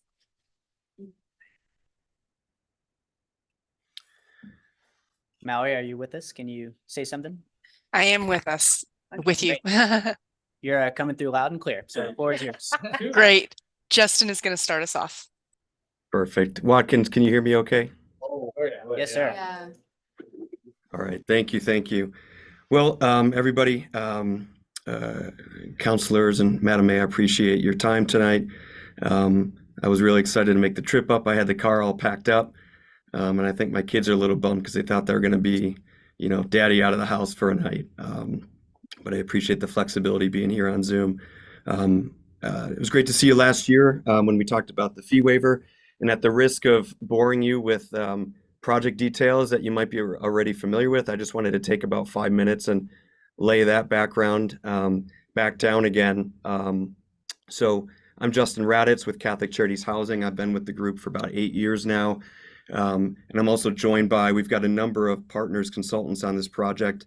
Blue Line Development, they are a development consultant throughout Colorado on the Front Range.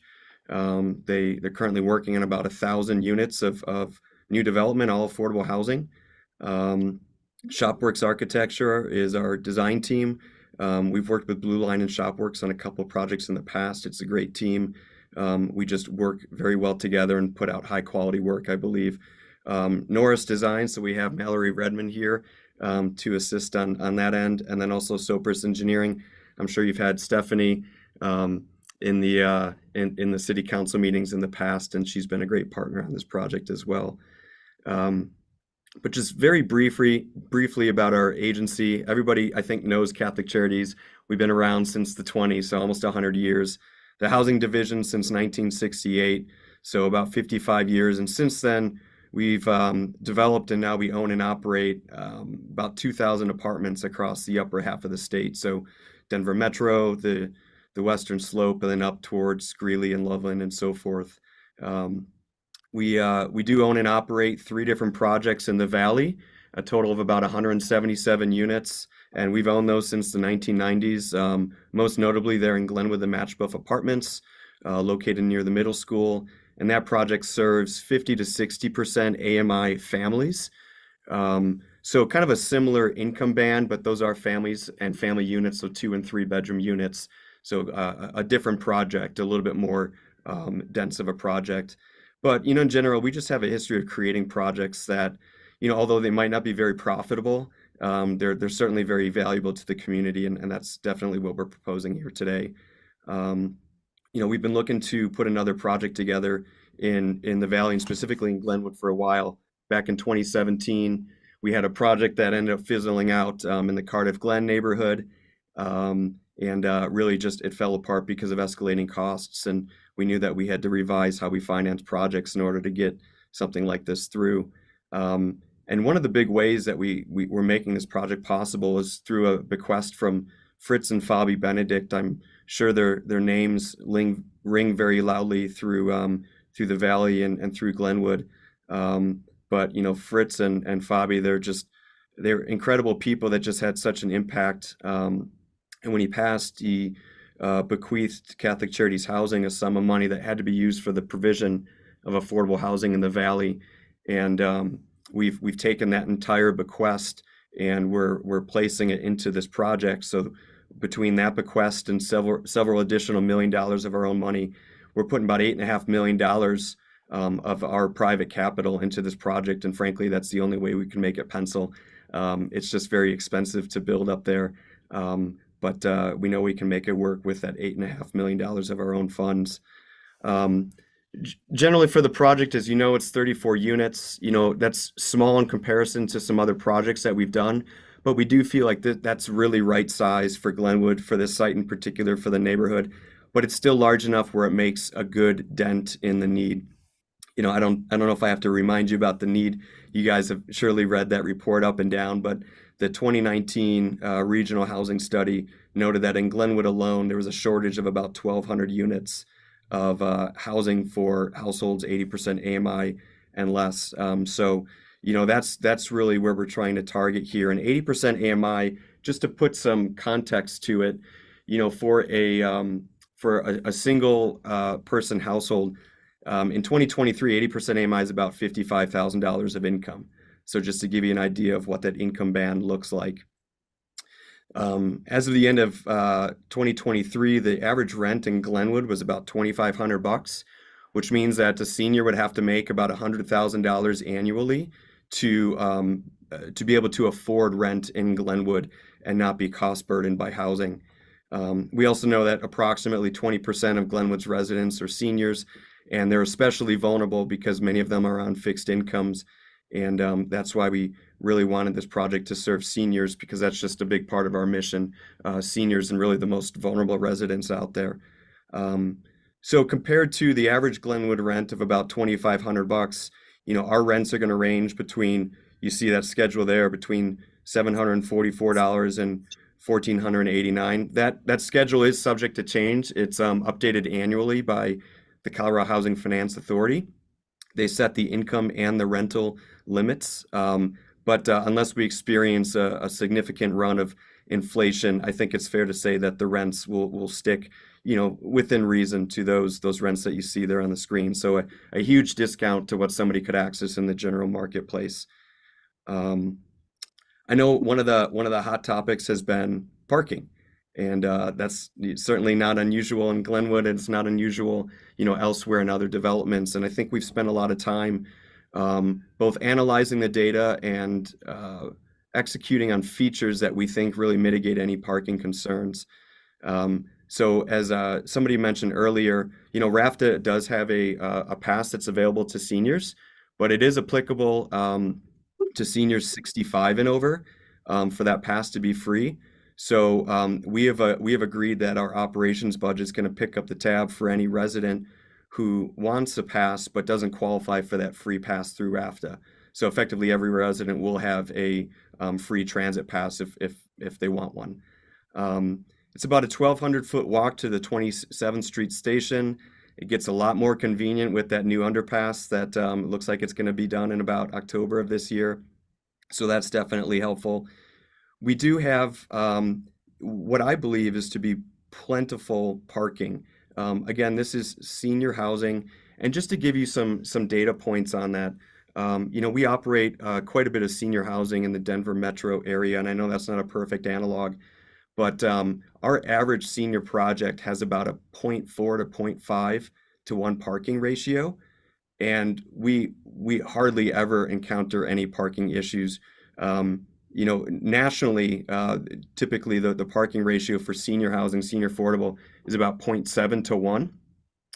And that number goes quite a bit down when there's good public transit available like Glenwood has. So, you know, I think the parking that we have is quite plentiful. We have dedicated spaces. We have some spaces that are shared with the memory care facility next door. So I do believe that we are sufficiently parked here. In terms of the resident, the memory care facility, we've had a number of conversations with Mark and Larry, and you know, I've really appreciated the conversations with them. I think we have a collegial approach to everything. I spoke with them as recent as this morning, and you know, we've got some different ideas to poke at that I think, you know, there could be opportunities to maybe provide some additional relief that they're seeking. I don't think anything that's baked enough yet to provide any sort of commitment to, but it's a very open dialogue, and I would say a very friendly dialogue. And I think we'll come to some good resolution there. We also have some conversations with a couple of other offsite property owners for the occasional overflow. But again, nothing that's fully baked enough where I think I can make a commitment to anything. It's a $23 million project. It's expensive. Again, I mentioned, you know, it really wouldn't be possible without the $8.5 million that Catholic Charities is putting into it. I do want to make one point about the residency. You know, we talked about the tenant selection plan, and I absolutely agree that, you know, by having that preference point put into the tenant selection plan, I think it's going to mitigate, you know, a lot of the concerns. But just as a point of reference, at Matchbook Apartments, which again is the 50 and 60% AMI family project that we own in Glenwood, that tenant selection plan does not have a preference for Glenwood Springs residents, so it's just open market, but for the income limits.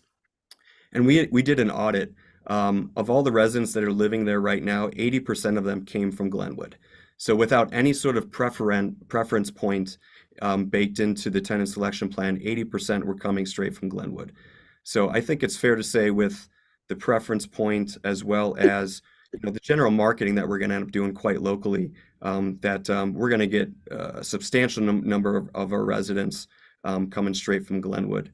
I'm confident in that. So, you know, with that, I want to turn it over to Mallory. She can talk about the really smart stuff, but I appreciate you letting me bore you on some of the background again. Hi, everyone. Again, I'd like to thank you all for allowing us to be virtual this evening. The road conditions did look pretty terrifying, so we do appreciate the city's flexibility in allowing us to be virtual. Looking into a little bit of the project proposal, we'll start with the context. The site is outlined here in red, and then we do have these little dotted lines showing the nearest transit station. It's about 1/3 of a mile, or 1,600 feet. Going into more of the proposed details of this project, our site is located right at the corner of Midland and 27th Street. Our neighbors are the Roaring Fork Senior Living to the south. We've got the Racket Club condos to the east. This is a 0.55 acre site, and we are proposing 34 entirely affordable senior housing units with an amenity deck on the second level. As Justin just mentioned, there are 42 parking spaces with that approved parking request. That essentially allows 1 per unit, and then we have 8 shared spaces that are shared with the Roaring Fork Senior Living to the south. If you can see my cursor, I'm kind of highlighting where those spaces are that we share. And that is through a shared parking easement currently. Parking agreement, excuse me. The garage spaces are underground for the residents. And then, you know, as Justin mentioned, there will be transit passes provided for any resident who is not 65 or older and already qualifying for a free transit pass. So looking into a little bit of the existing features and into the proposed features, we are proposing landscaping all along here on the east side, and that is one of the ways that we're hoping to transition.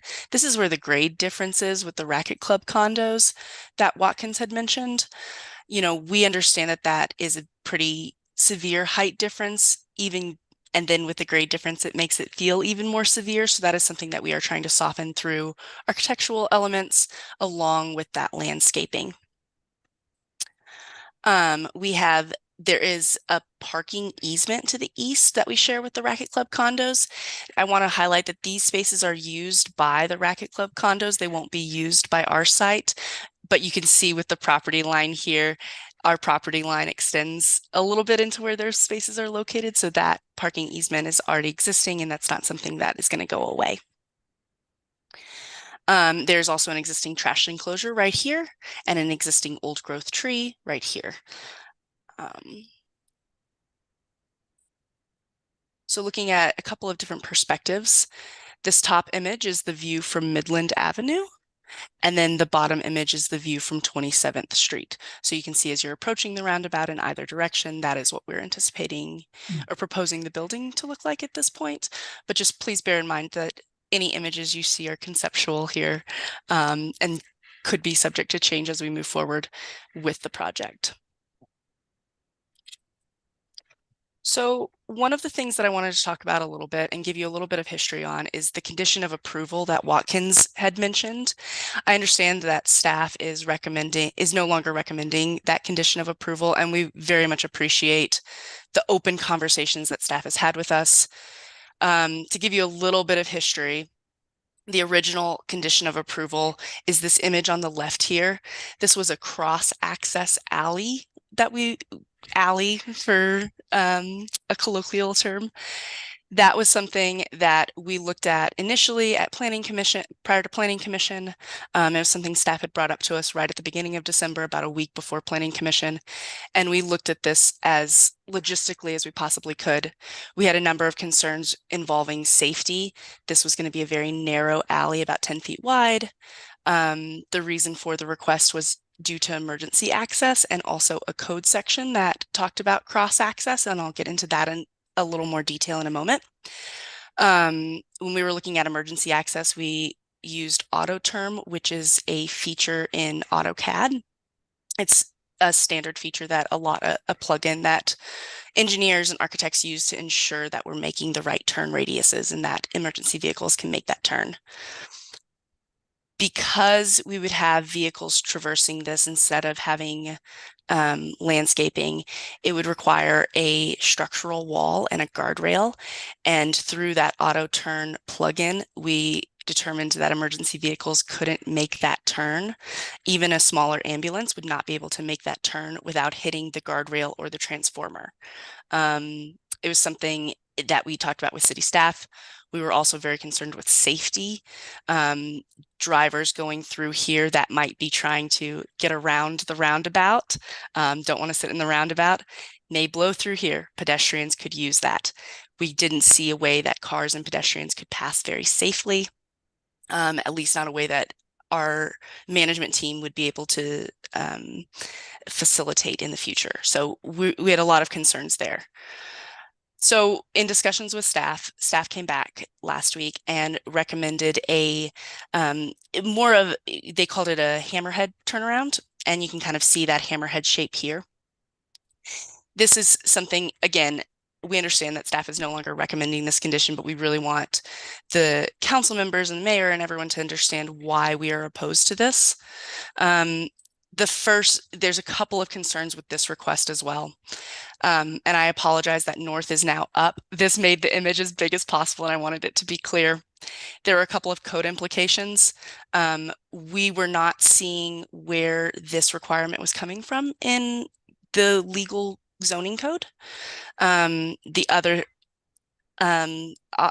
concern was that there's an alternative turnaround available. An emergency vehicle could easily turn into our garage and then back out and come back around. I have a couple of exhibits that I'll show you in a moment on that. You know, I'm just going to say that if we're no longer requiring it, we don't need to cover this. Okay. Yeah. Absolutely. We can continue. Thank you. And if there are questions that come up later, I'm happy to come back to this. Yeah, perfect. Thank you. Okay. One item I do want to point out was that this was going to disturb the Racquet Club condos quite a bit more than the initial proposal, and that was a big concern as well of ours. So going into the approval criteria, you know, as Watkins mentioned, we believe that we are meeting the code as much as we possibly can. There are elements of flexibility that the code allows, and there is that parking reduction that was already approved. The development team has definitely worked with the city and the referral agencies to ensure that any potential impacts to the development are considered and have been mitigated, meaning that point A there. Looking into point B, the site plan is absolutely consistent with all of this other dimensional and design standards of the code. That the item that it's not consistent with is the parking reduction that was already implemented, excuse me. And then the east side, the flexibility for that severity of the height difference. There's a couple of techniques listed in code. We are utilizing 2 of the 3 techniques. And so we appreciate staff recommending that flexibility be added to this project.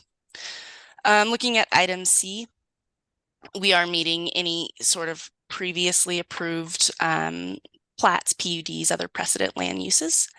And then we are in compliance with the comprehensive plan and other city policies. In terms of looking at the comprehensive plan, this provides equitable and diverse housing for the entire community.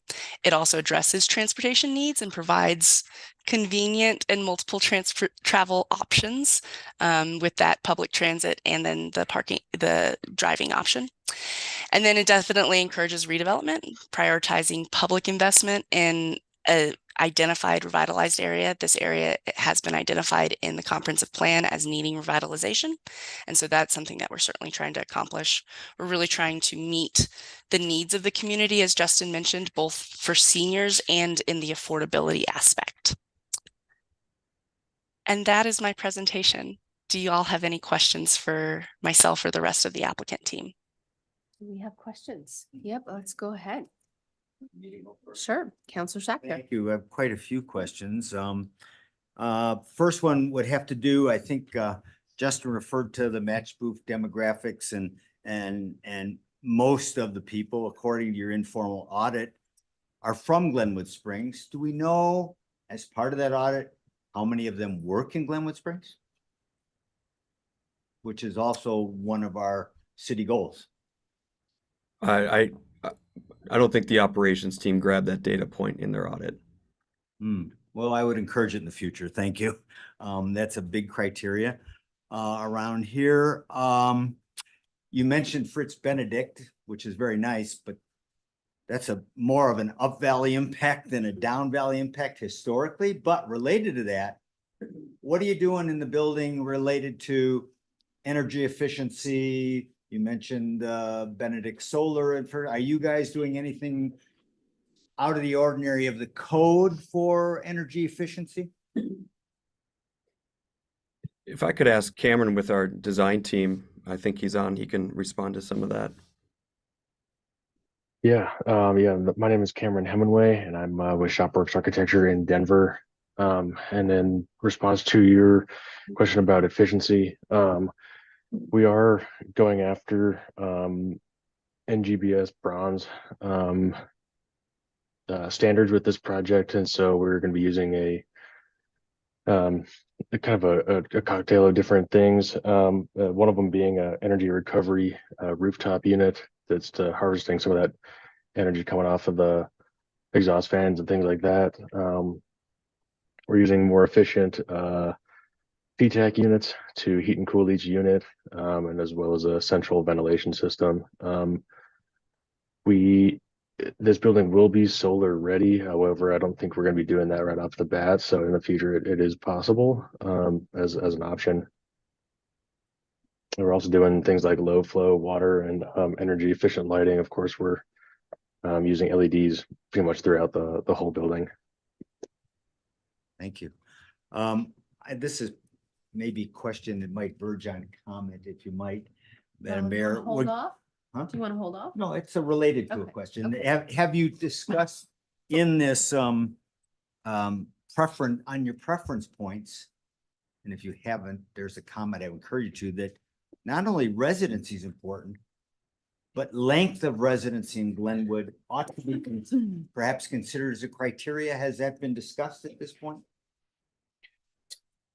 If you're looking at me, Counselor, it has not, and I don't recall that in our guidelines right now, there's a set, I think a break point, but we would be looking at it the same way that our current guidelines do. There is not. Maybe that's worth consideration. So you have two candidates, both live in Glenwood. One's been here 18 months and one's been here 18 years. We might want to consider a revision along those lines. That's what I'm saying. Yeah, Back to the applicant, it was not clear. Maybe it's clear to the rest of the council. Maybe I didn't look carefully enough with the waiver of the agreements. Could you kind of point out again where the emergency access is going to be for both this building as well as the adjacent memory units? Because I think that was an issue with the fire department, and it's hard for me to tell where these vehicles are getting in and out. Sure. So there's an existing access point off of Midland Drive here. And then there's an existing access point off of 27th here. The original request for the original condition was to create another alley here. And we determined that an emergency vehicle could not make this turn. It was too tight. And then in this case, if an emergency vehicle does need to come in and turn around, they could easily pull into our garage and turn back into the Racket Club condos, back up that way, and then come back out. And they would access your residence inside the building through the parking garage? Is that correct? Okay. Correct. If there was an emergency situation in our building, that is correct. Okay. Thank you. I guess another question, well, maybe this would be for staff later in terms of what we've already waived. And you mentioned overflow parking and or visitor parking. How much extra parking, since we've already reduced the parking requirement, where does that come into the formula? So I think the overflow parking question that you're asking about, that was actually a conversation between the Roaring Fork Senior Living group and the Catholic Charities Housing. They have had some conversations that regard visitor parking. There's a couple of options being floated, but nothing has been set in stone at this point. In terms of the parking that we are proposing on site, there's 42 spaces, including the 8 that are shared with the Roaring Fork Senior Living. And we believe that that is sufficient for both residents and staff. We would like to encourage our residents and staff to use public transit whenever possible, hence the transit passes. But we believe that the parking that we are providing is sufficient, and that was staff's take as well when they issued the parking reduction. So if I heard just a clarification, you feel 42 parking places, and apparently P and Z might also, is adequate for residents and staff, but I didn't hear visitors. We believe that that's sufficient for anyone who could come to visit or live or work. All right. And lastly, and this might go back to Justin, the rate structure was excellent and very affordable. Is there a charge to tenants for parking that would add to the cost of those units? There is not. Those rent schedules are set, are a all-in, it's an all-in cap for all housing expenses. And the way that CHAFA, Colorado Housing Finance Authority, generates that number, what they're trying to do is contemplate what is a 30% income burden for housing, and then they set rents such that, including utilities and so forth, that's effectively the most that they're paying for housing costs. So no, there is no upcharge for parking. Okay, thank you. And then I do apologize. I put this back up on the screen because there's an error. 30%, the rental rate is supposed to be $558, not $1321. That is dramatically different, and I am so sorry for that error. Can you say that one more time just so we can make sure that we have that? Yes, the 30% AMI, which is 7 units, will be charged at a rate of $558. $558 per month. Okay, perfect. That's correct. All inclusive. Thank you very much. Okay, Counselor Kelp. We'll go ahead and take questions from Counselor Kelp. Okay, and thank you for clarifying that, Mallory. That was one of my questions, was that number looked a little bit off. I am so sorry. That is my mistake. Oh, no worries. I think Sumner covered some of mine. I was interested in the energy efficiency. So I guess the only question I have left is about the parking management. So I understand that that's a condition then of the permit, and is that true from Watkins? Yes, that's a condition of the parking reduction that was approved. Okay, so and then the reduction, it looks like we're at about somewhere between 1.2 and 1.3 spaces per unit. Is that similar to parking that we have in some of our other multifamily buildings in the city? I think I'm gonna have Hannah jump in here. Okay. Hi, Shelley. Hannah Klossman, Community Development Director. As Watkins mentioned earlier in his presentation, with the parking reduction request that we did approve, it is one of the higher ones that we have approved at 29% reduction. As a Right. reminder, our maximum that we can do is 30%. We tend to only do that in extenuating circumstances. So if you take a look at the NOD and what went into that, we did take into account ITE generations and some of the studies that Watkins had also mentioned regarding affordable housing and senior housing together. Right. Which trends do indicate that that is one of the lowest trip generation categories out there. So not many locations in the city have this threshold of parking, but it is still within the guidelines of the code. Okay, perfect. Thank you. You're welcome. That's all I have. Thank you. Are you hoping to take a break or make a comment? I would be a couple of minutes. Okay, hold on then. You could come up, but it's gonna be just a second. I've got one more counselor question for the applicant. And then we're gonna take your comment, okay? I'm gonna be very brief. Okay. 2 questions. The McBooth apartments that you Matchbuff. referenced. Matchbuff? Matchbuff, thank you. You said that 80% of those approved originated from Glenwood. Are the other 20% regional? Do you have those numbers? You know, I didn't ask that other side of the question, unfortunately. I think that that's kind of important to note, because regional still is part of our extended community, by the nature of where we are. And I think that that would help garner support for, I guess, our vetting process. And then in reading the letter, it sounds like you have agreed to rent 3 of the units as not having any vehicle parking. I'm wondering, is that at a certain level of AMI, or is it spread across, or have you determined that yet? It won't be AMI specific. Effectively, parking would be a first come first served basis, So and that could be 80% or 30. It has, the parking has nothing to do with the income band. Okay. And then the last thing that I was curious about, on your, again, with this letter that came from your neighbors, one of the things that they were concerned about is that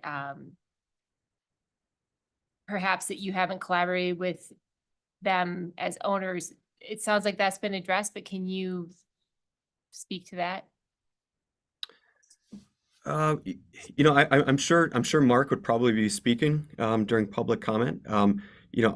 We've probably had, over the last 4 to 6 weeks, maybe 4 conversations. I hope I'm not adding one in there, but again, as recent as this morning, we came together, and they're very cordial and creative and trying to problem solve together. If they still retain that cooperation's not happening, I'd have to defer to him, but I wouldn't categorize it as anything like that. I think it's been a good partnership working through some different ideas. Thank you. Okay, perfect. Thank you.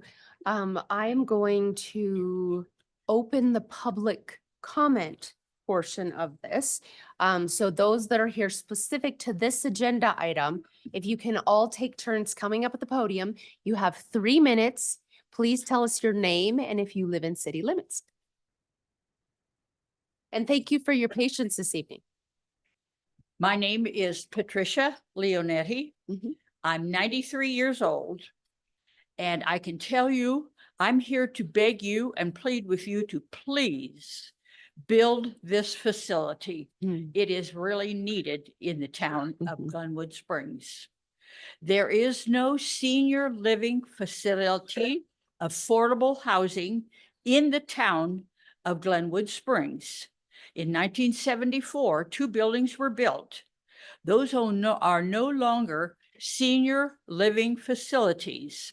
Seniors live in that building, but also do the mentally and physically disabled people. I'm talking about drug addicts, alcoholics, everything.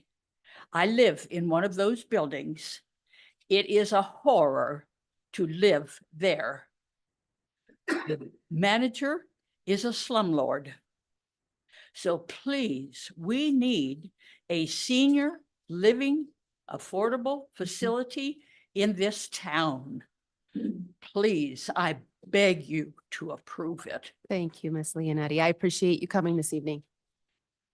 Hey, Ellen.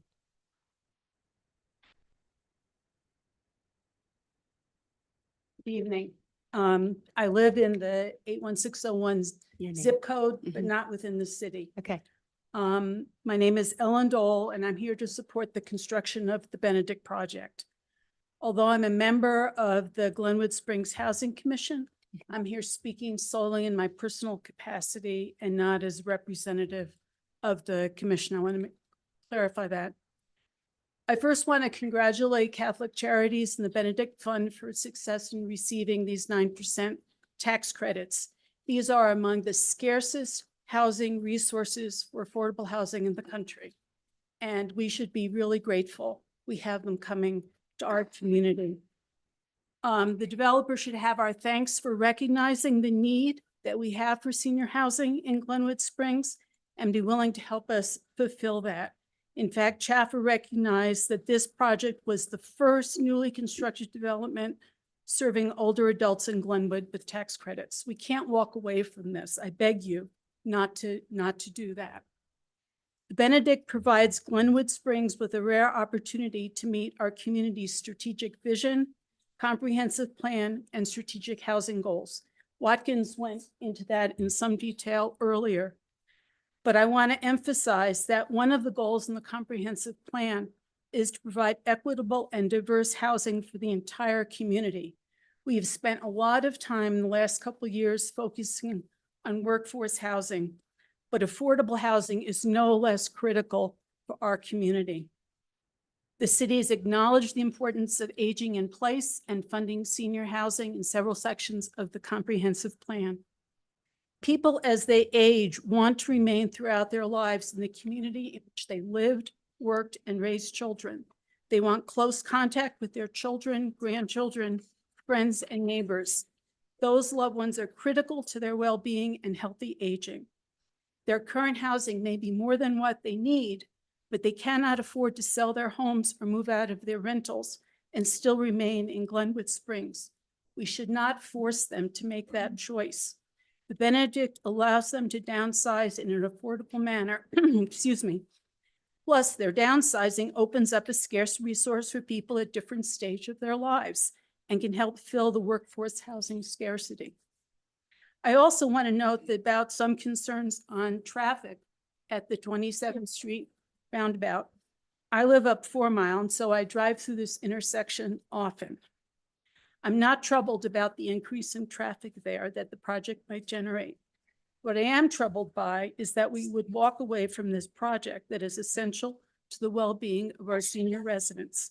If we do, Chaffa may never be willing to fund a comparable project for us in the future, and we would fail to serve the needs of those who created this community for us and who were always willing to help their friends, neighbors, children, and grandchildren. And those are our parents and our grandparents. Thank you. Thank you. Thank you, Ellen.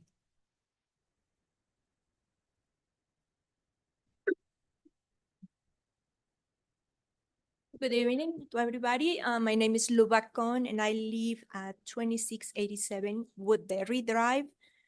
From my kitchen, I actually see this piece of land. And I do understand, and I agree with both ladies that just spoke, that we need housing for all kinds of budgets.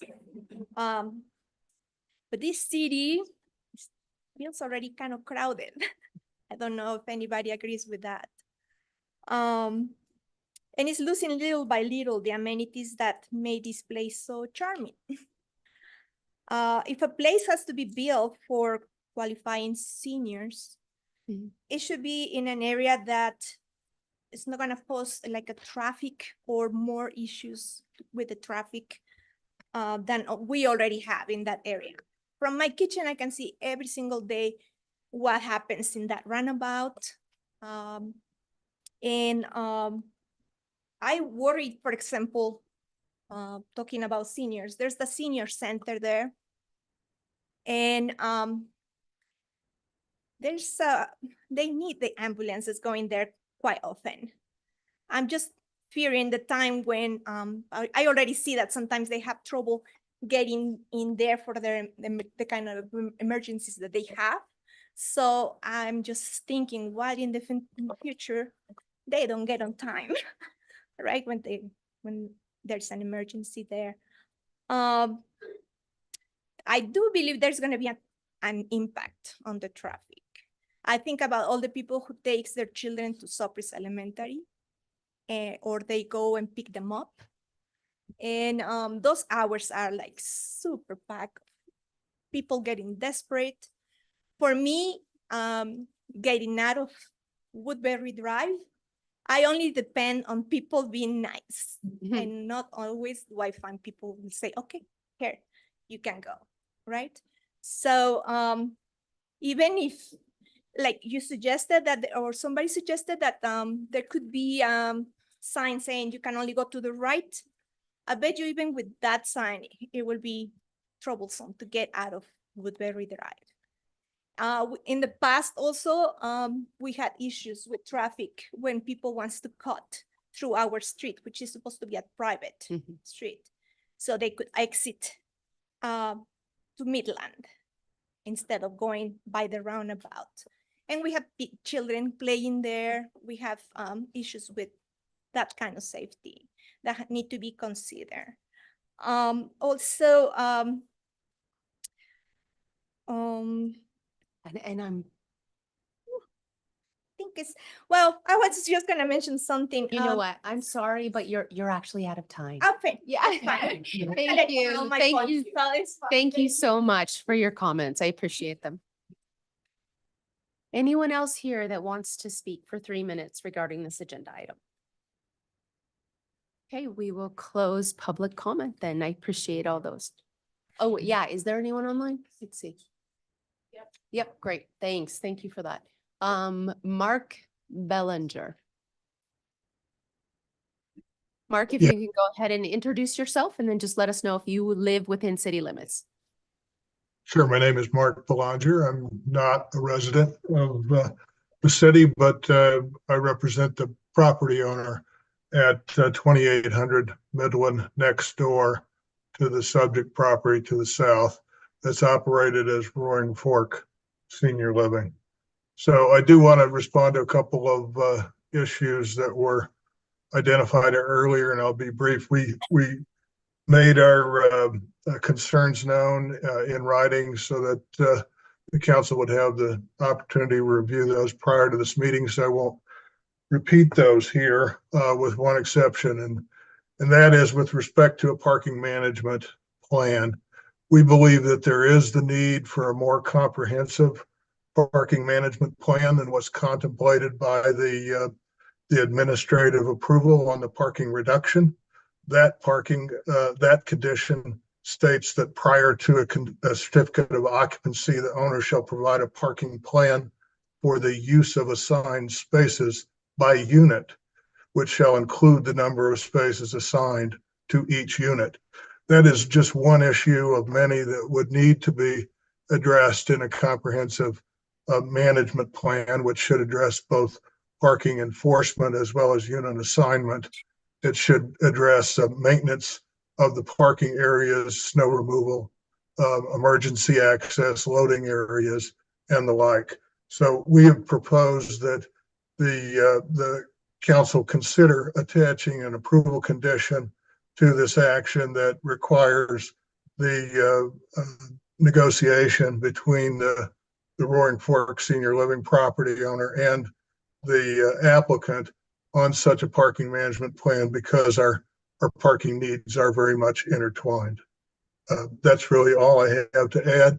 And I will say that I agree with Justin that our interactions have definitely been cooperative and cordial, and I think are moving in the right direction, but we do still have some ways to go to reach agreement on what needs to happen here in the immediate term. And by that, I mean prior to the issuance of a building permit or the commencement of construction activities on the site. That's our primary concern at present. We know that there will be conflicts, and we want to get ahead of them and manage them collaboratively with the applicant. Okay, perfect. Thank you, Mark. We appreciate your comments. I'm going to bring it back to council for a motion and comments. Councilor Dem. Thank you, Madam Mayor. If I may, in planning file 63-23, I would move that we approve the Benedict Major Site Architectural Plan based on staff's presentation and condition 1 through 8, with the omission put forth by staff. And Councilor Schachter.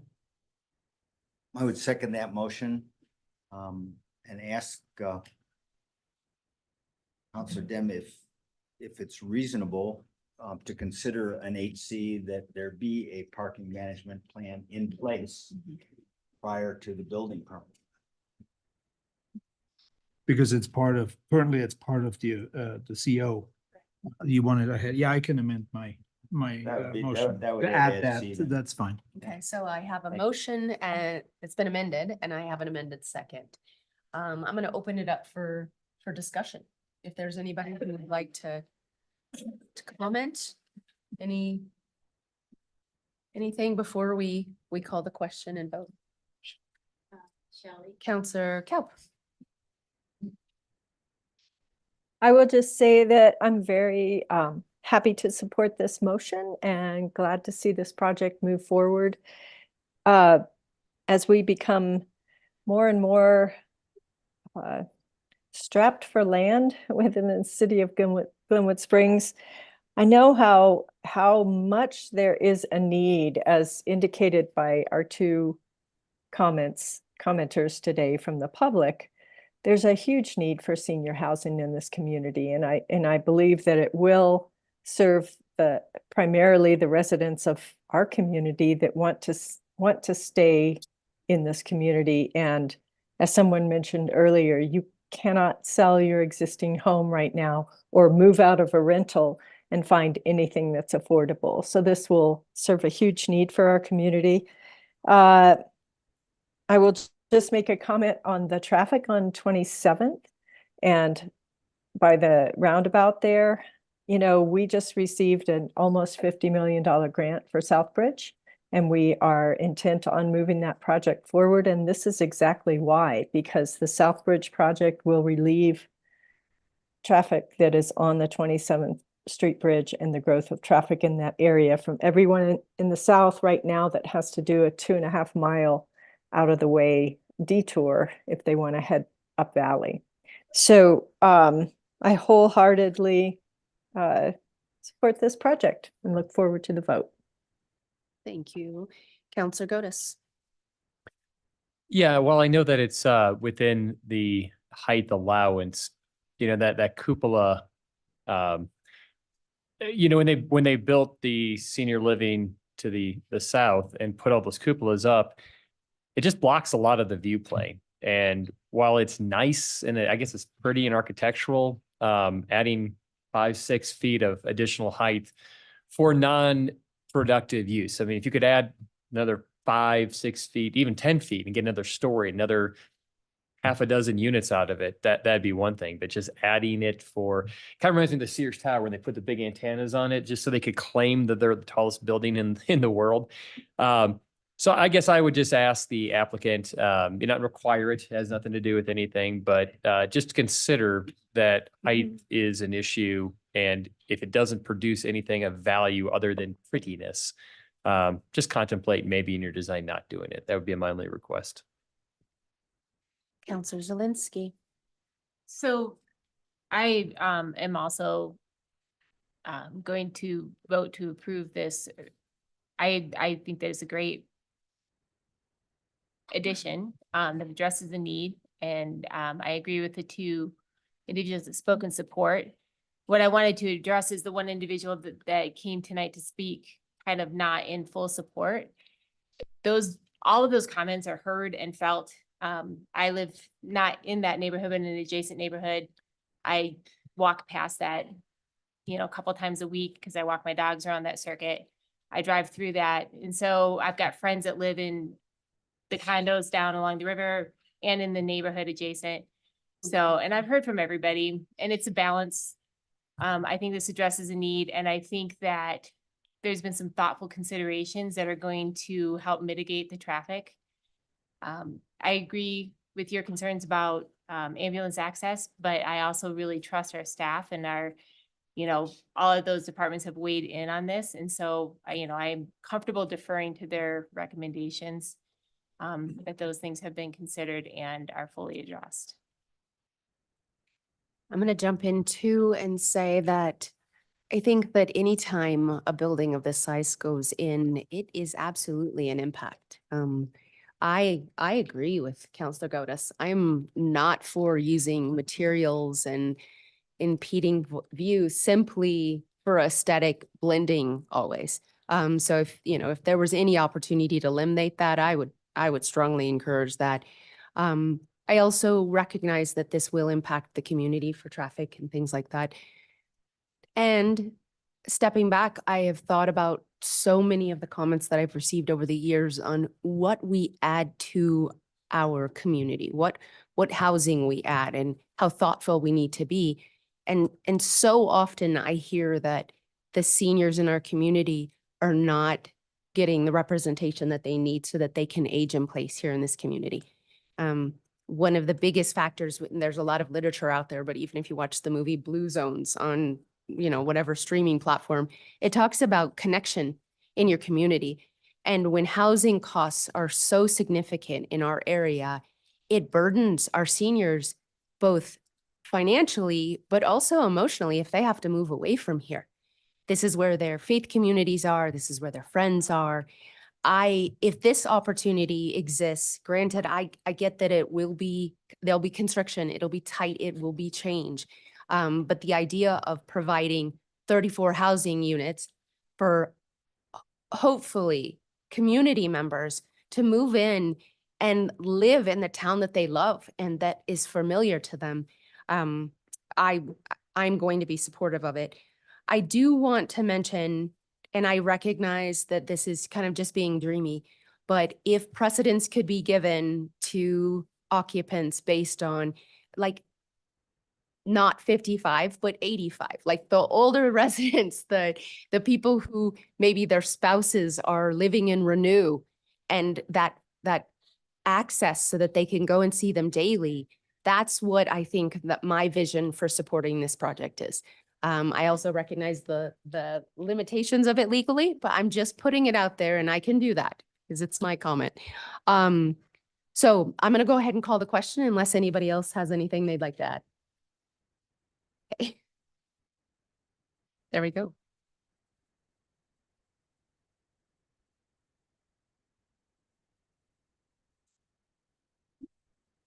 Yes, Councilor Zelinski. Yes, Mayor Wusso. No, Councilor Godas. Yes, Mayor Pro Tem Dame. Yes, Councilor Weimer. Yes, Councilor Schachter.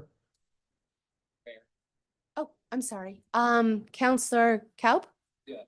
Whether it's a yes or no. You're a yes? Okay. Thank Yes, you. Councilor Kaup. It passes 6-1. Okay, thank you all. Thanks for your energy and your time this evening. And I hope this comes to fruition in a way that really aligns with the community. Thank you. Okay. We are Thank going to you. take a break. We're going to go ahead and we will break until 8:45.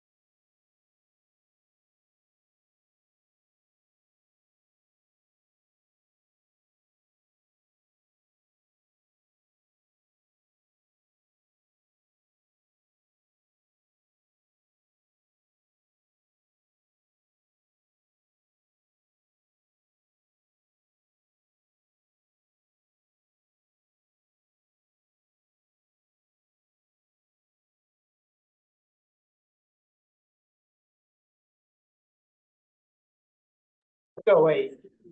Well, mine is first.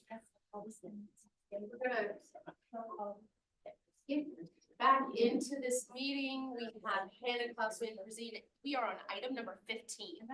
Resolution 2024-04 support for grant application department. Thank you, Madam Mayor and Council. So pretty simple staff report for you, kind of outlining another grant that staff is intending to apply for. We haven't yet. You're familiar with support resolutions from council that go to DOLA to show that city council is in favor or not of the grant that we have decided to apply for. This one is a very unique grant. It is coming out of our Proposition 123, so I always want to update you on the commitment that you made and then what we're getting back from making that commitment. So this is a new program coming out of the Prop 123 DOLA.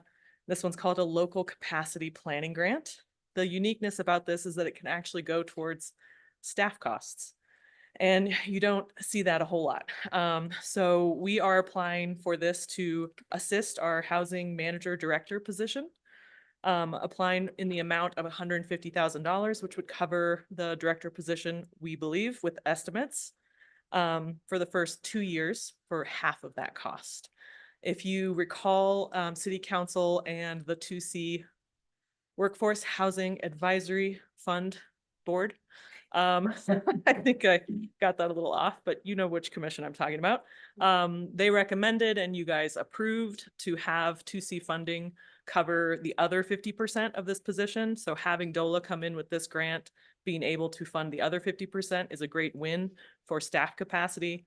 That comes with this position looking at how we can possibly do a fast track planning process for affordable housing projects.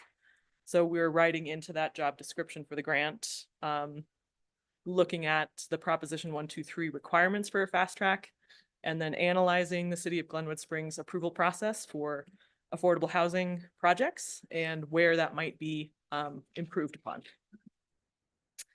I think it's pretty simple and straightforward, so I'll take any of your questions at this time.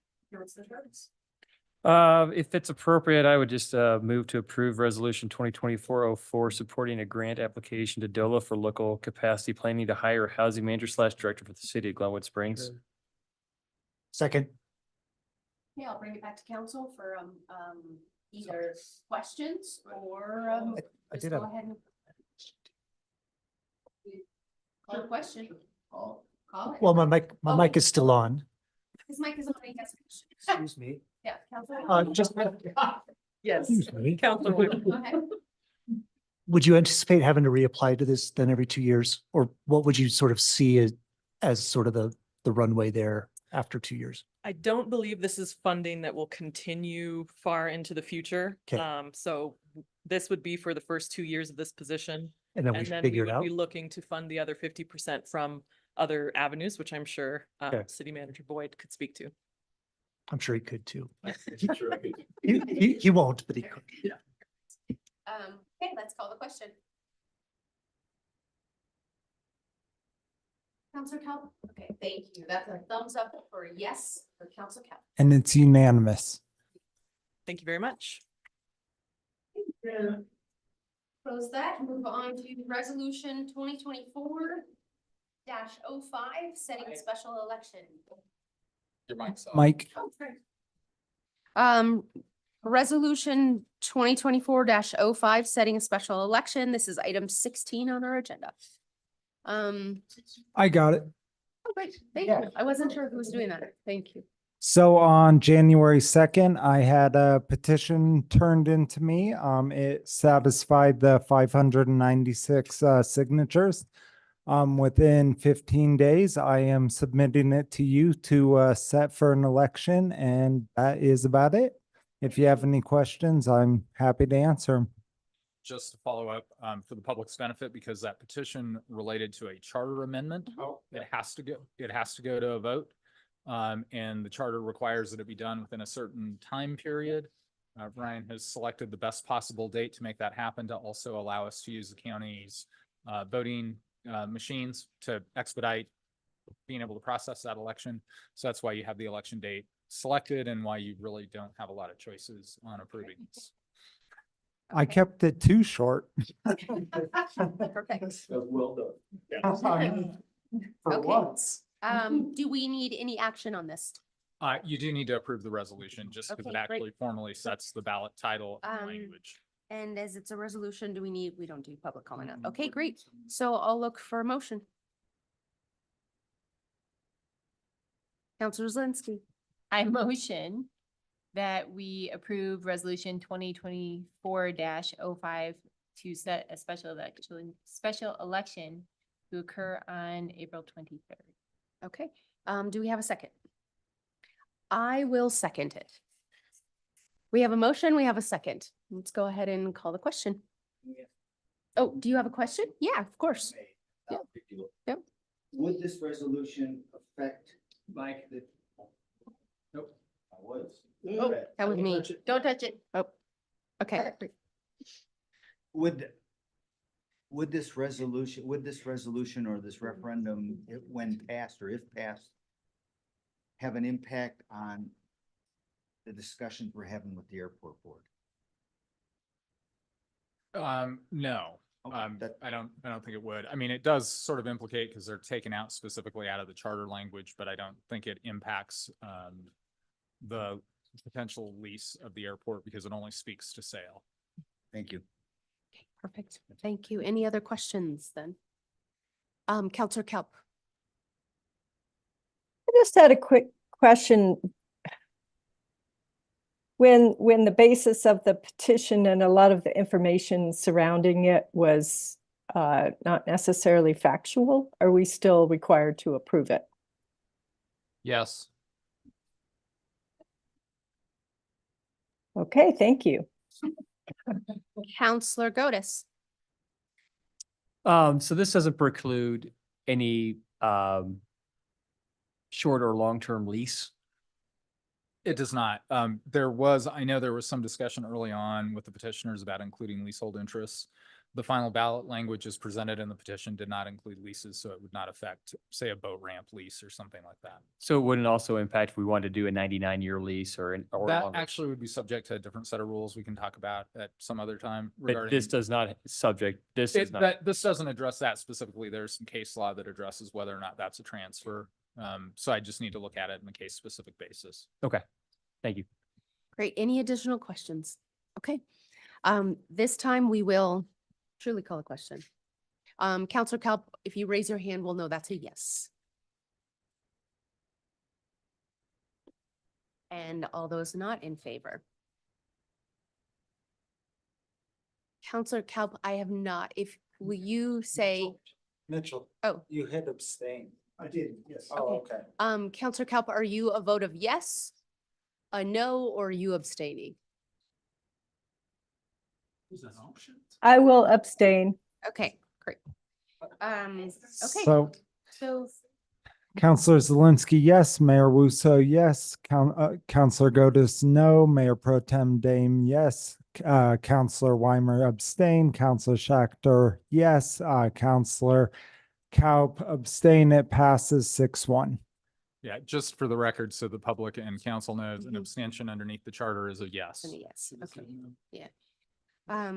And you know, the reality of this is that this petition was circulated. Granted, some of the literature might have been indicated something that there are questions about if whether or not it was factual, but the petition was circulated. Ryan did his job and confirmed signatures, and we have a process currently under our charter for when people want to make a charter change. So I thank you for moving that forward, and you guys know the date of the election. Yep. We're not taking questions this evening, sorry. Nope, not this evening, but you're welcome to talk to me later about it. And I think Counselor Kaup also kind of indicated that, so. Yeah. And I would too. Okay, great. Anyone else? Okay, great. We are moving on then to council comments.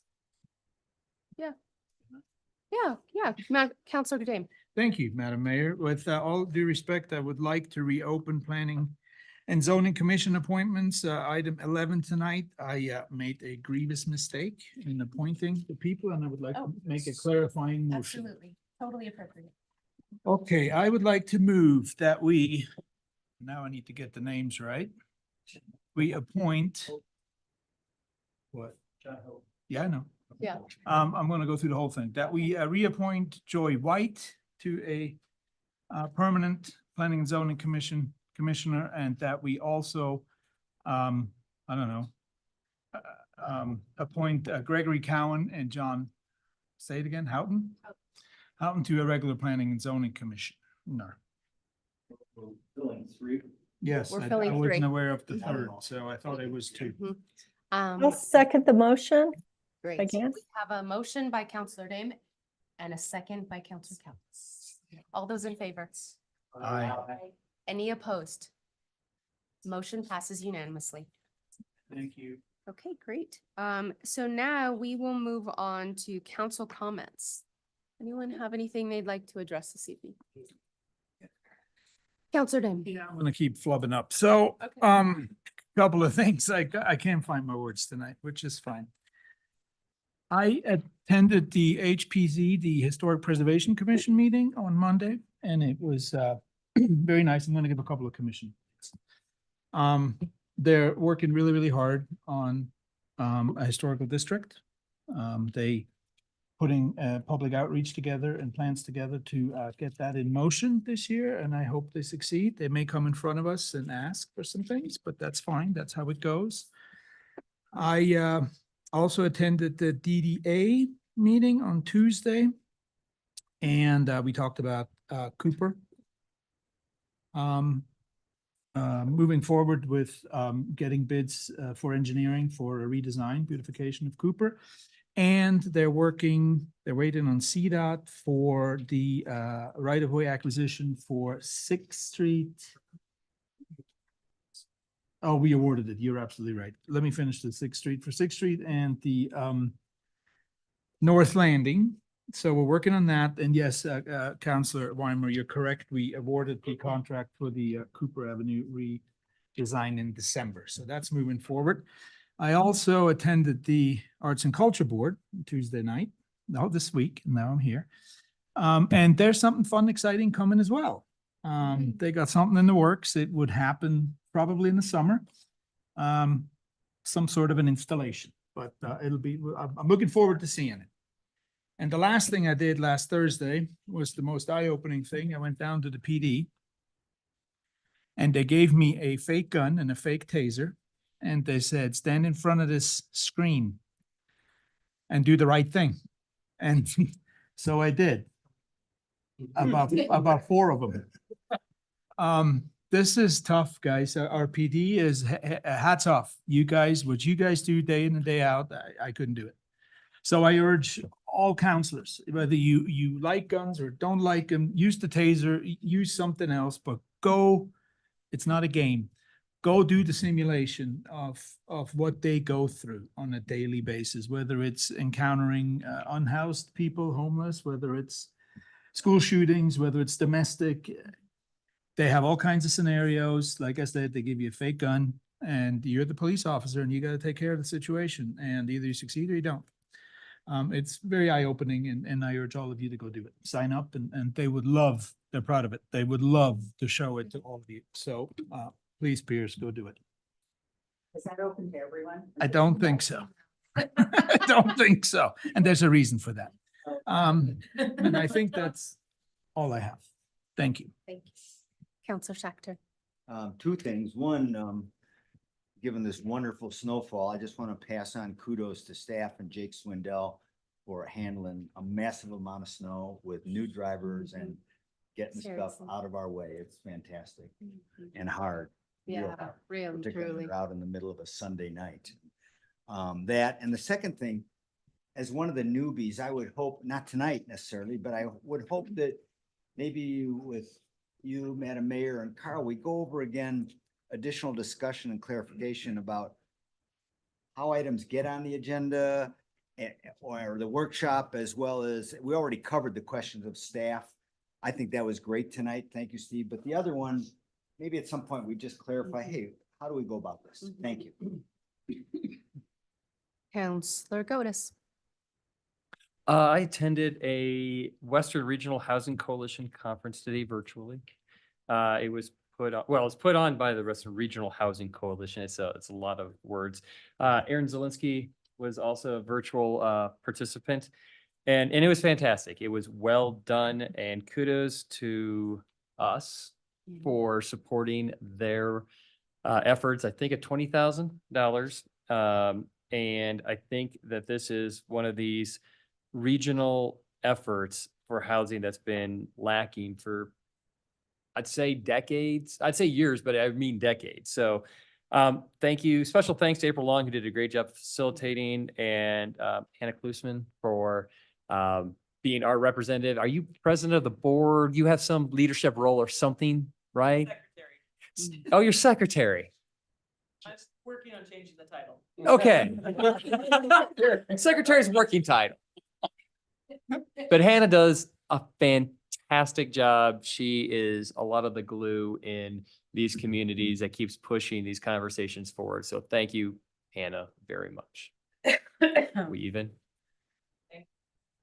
And let's see, I wanted to also commend the snow removal folks. I got a text from a constituent that basically said, you guys are heroes. You guys are working. They said 12 hours a day, but I know that that's false. I'm sure it's 24/7. So, you know, I know that this happens and it's part of the gig and it's part of the job, but boy, when it happens and we get these snow apocalypses, just please pass on that we really appreciate it and the citizens appreciate it and they notice. I'm sorry, sir. Bob, yes. You know, I wanted to mention, because you waited around so long to hear us, and I just have to say, I think it's not about you or Kiwanis. I think Kiwanis does great work, but we've just gotten a lot of requests. I think the last 2 to 3 meetings, we've gotten requests that are last minute, that are significant, that are, you have to fund us or this won't happen, whether and it's all great stuff. It's childcare. It's all fantastic stuff. And, you know, we have a set of rules set up with a financial advisory board to do this, to have a group look at it. And what makes it work is the financial advisory board, the subcommittee sits there and they weigh these requests against other requests. And so, you know, even referring this to a special meeting, the financial advisory board for them to consider is tough because now they're looking at this request in a vacuum. And I've been in all these meetings and every time they're like, well, we got the money. It seems like council wants us to do it. Boom, rubber stamp it, because they're not evaluating it in the context of others. So I know that we're an easy ask to come and give a 3-minute ask for a worthy cause, but you know, I don't know that if we approve this, it's not going to continue to be open season. We're going to get more and more and more of these asks, and we have a process for it. And I just think that, you know, there's options of pushing the performance to later in the summer or the fall. I mean, Scheduled. Great. Schedules can change. If you don't have the money to do something, maybe you don't have the money to do something, but we're being asked to fund a show for $6,000 that then awards a $5,000 in scholarships to non-Glenwood Springs kids, possibly, but maybe not. And so for that, I think that the better course is just to stay resolute and refer these, especially these late minute, I need to have this money, backs against the wall. We just need to refer these through our regular process. We're going to continue to get these forever and ever. So I guess that would be my suggestion, that we just do what we've empowered the financial advisory board to do through the normal way.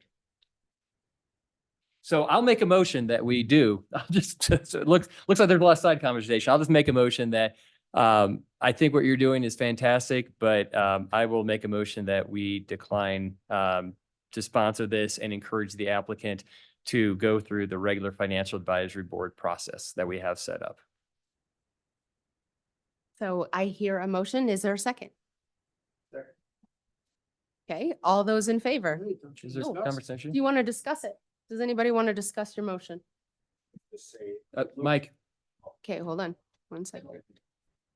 I don't know where it is. There we go. Okay, go ahead. I agree with John. I would just say to Bob, it looked like the nature of the program left you plenty of other asks in the valley. And if you haven't exhausted them all, exhaust. Thank you. Okay, anybody have any other comments on this?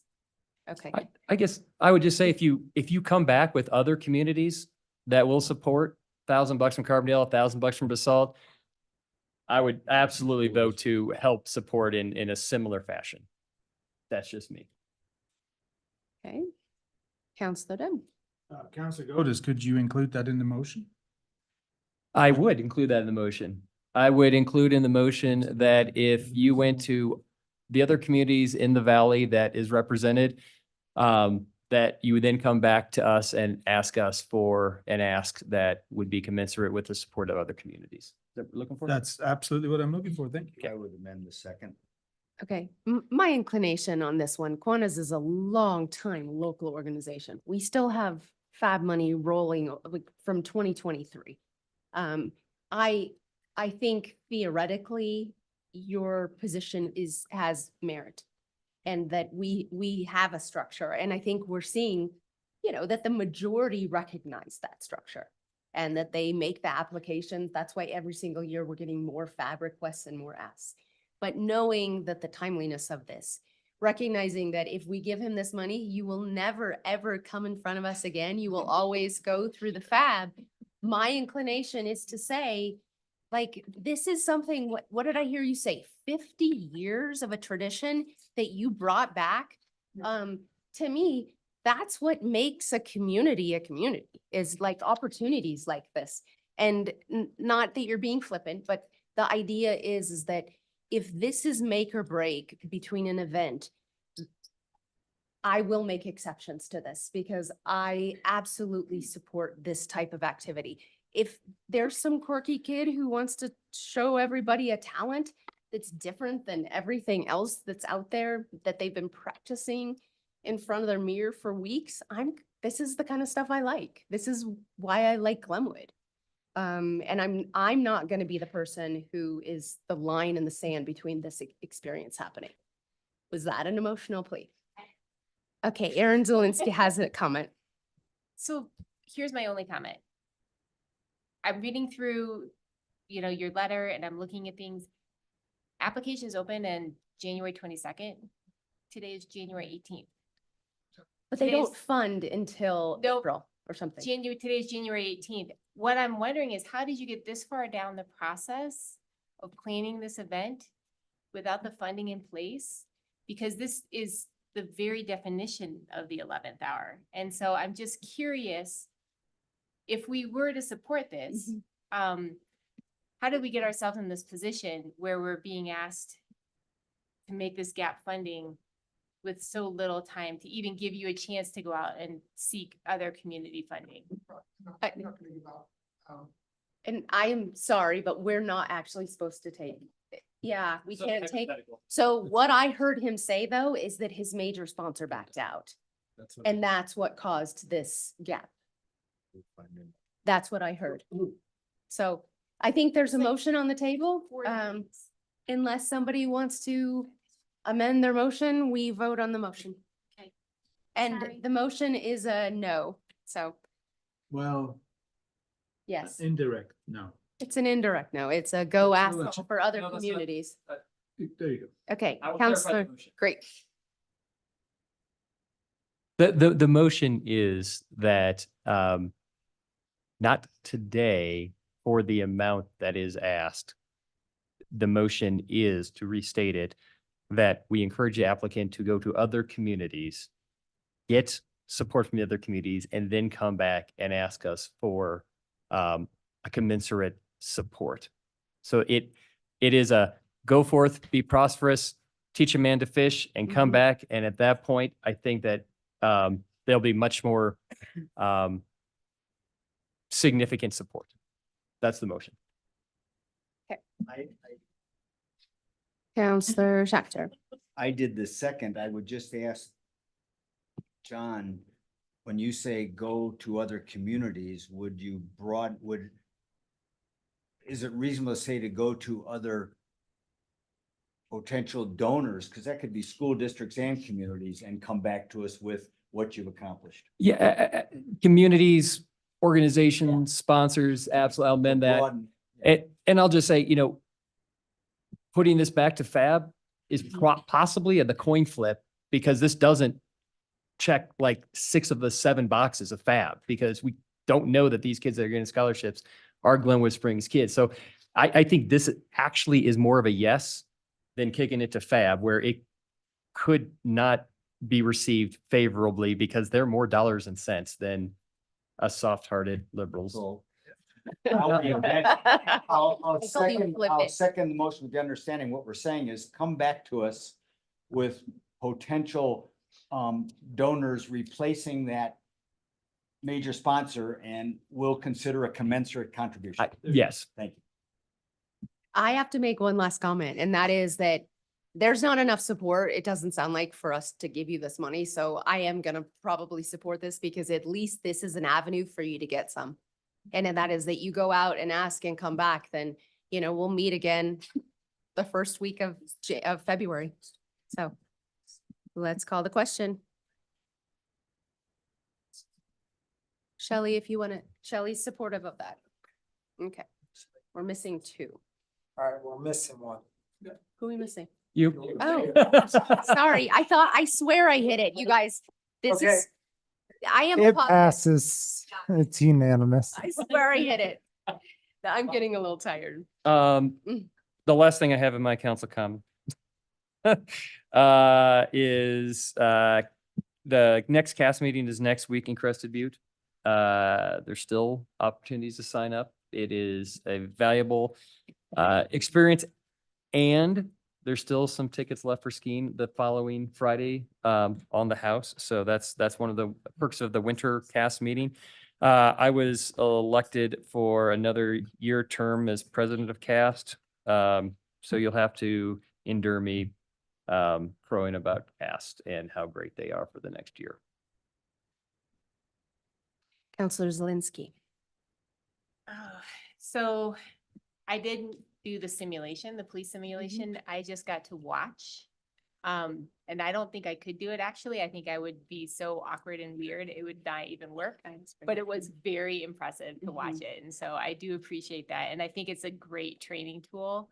And so, to reiterate what Counselor Dem said, I think that what you all do is amazing.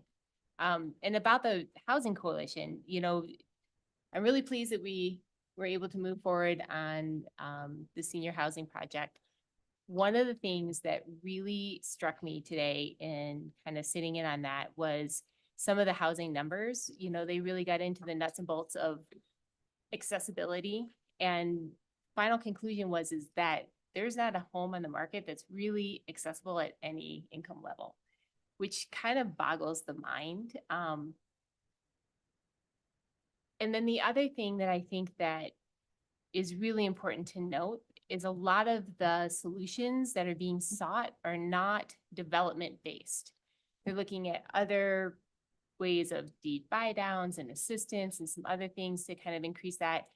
So, as we move forward as a community towards finding solutions, I think it's important to note that there is a very broad net of ideas being cast and a lot of things being entertained, and a lot of people who are fully invested in finding, mitigations. We're not solving it. We're never going to solve it. That's pretty much widely accepted. But I think that working towards, really reasonable kind of ways to address this is happening, and it's pretty dynamic.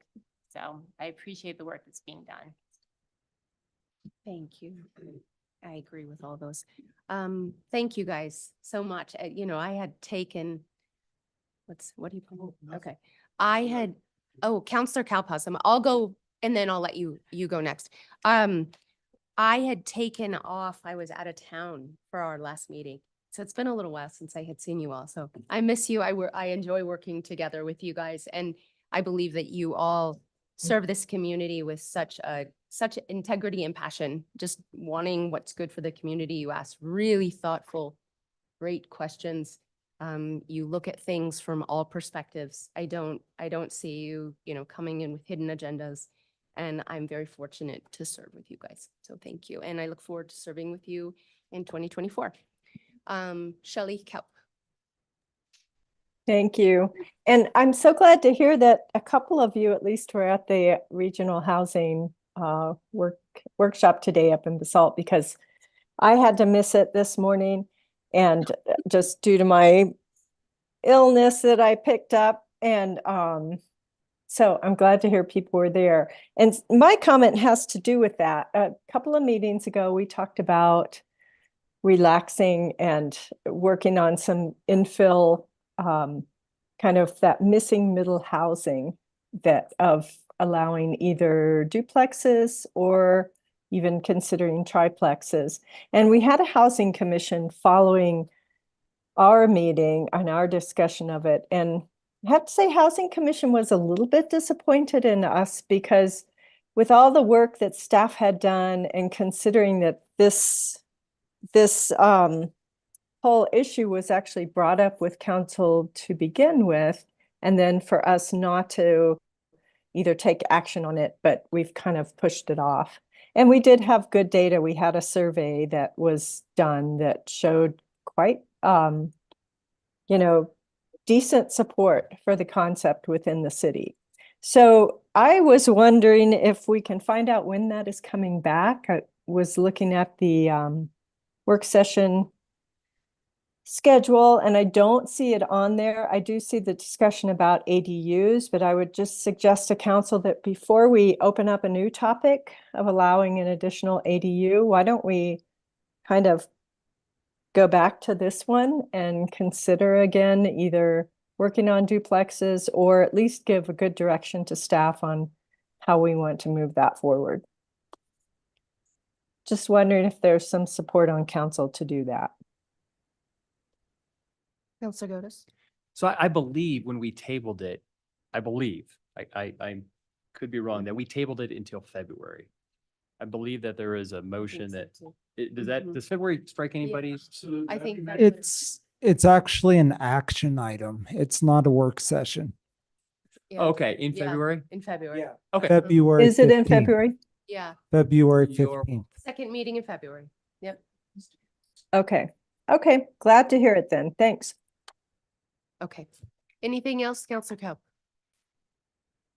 Okay, you can put your hand down then. We'll take it over to our staff. City Manager Steve Boyd.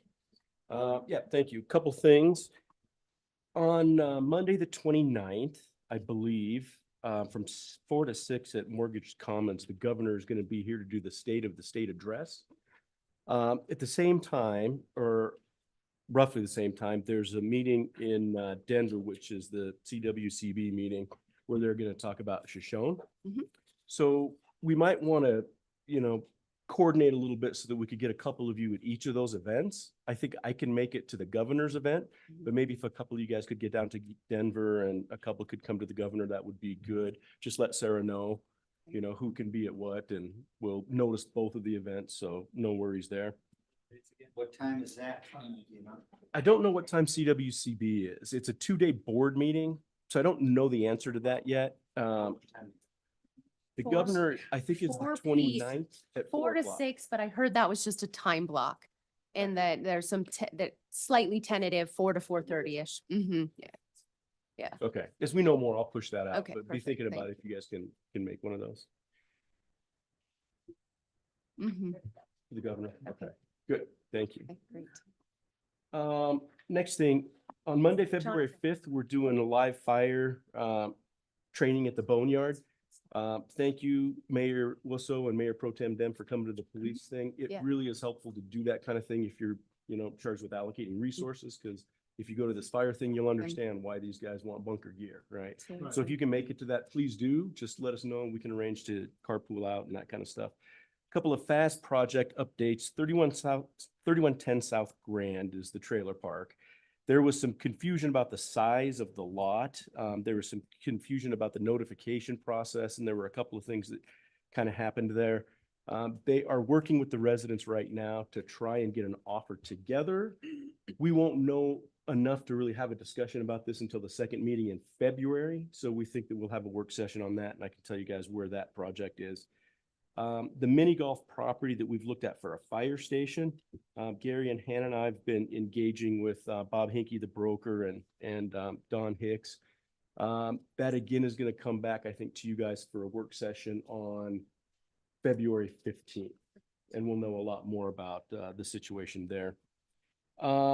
In the next meeting, we're going to do a budget amendment. Our budget is submitted in October, so the things that come up after that, carryovers, that kind of thing, we put on there. I think you guys are aware of everything that's on there with two possible exceptions. One of those is that we are going out to bid for a communications firm. So we're going to put $125,000 kind of plug into that amendment so that the firms know that this has been approved by council, right?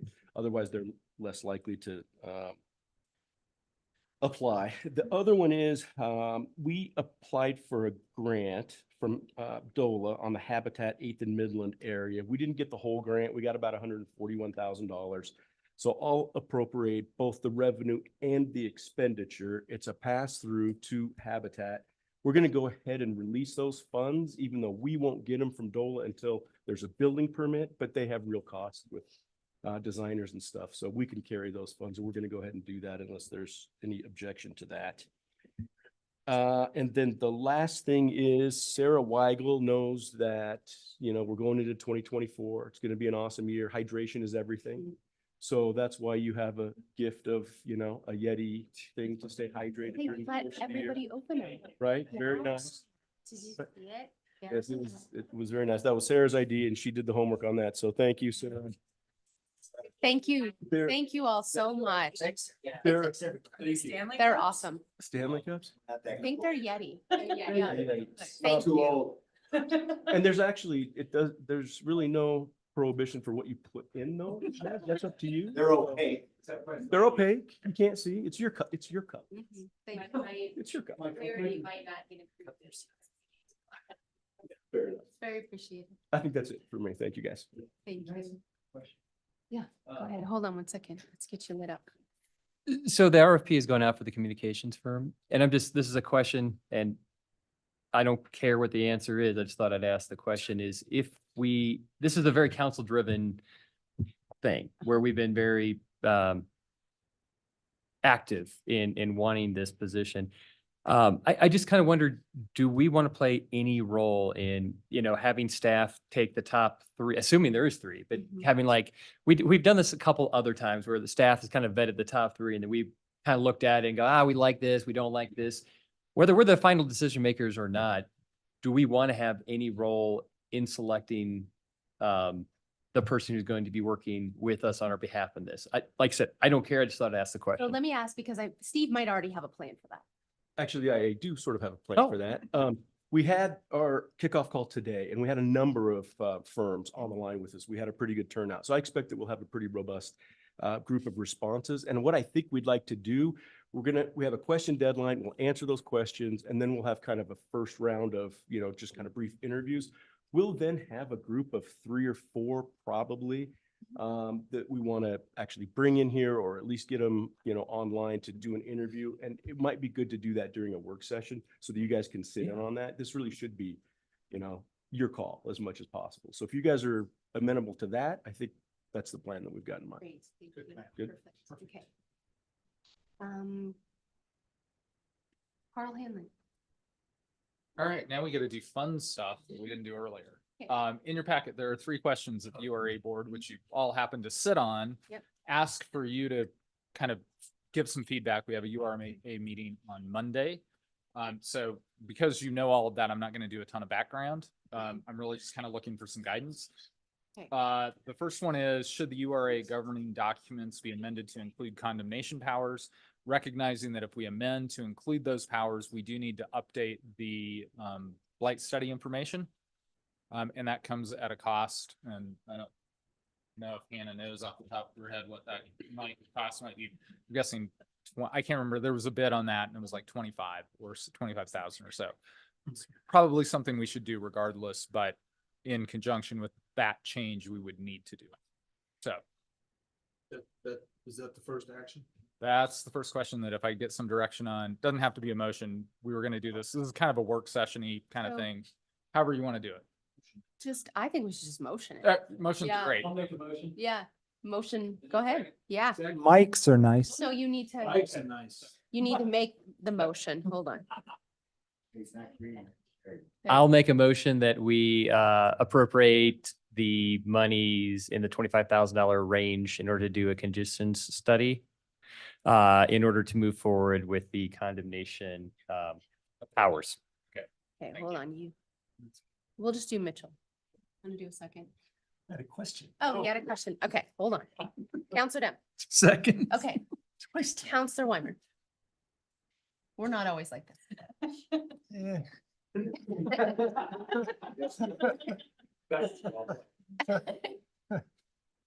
Is the study, how does condemnation work? Are there already established criteria that, you sort of have to check? with Yeah, this there are. study? Yeah, there are. In updating the conditions survey, it identifies whether it still meets the statutory requirements that would allow for the use of. It doesn't mean you're going to it. It allows you the ability as the URA to exercise that authority if you decide to. Are those There's state requirements or are those? Those are state requirements. Municipal requirements? Those are state requirements. The URA is a statutory entity. Even though you created it, it has to abide by a set of state rules. Those are in the statute. Okay. Okay. Call for the question. Counselor Kelp, once again, a thumbs up, supportive. It's unanimous. It passes. And next question.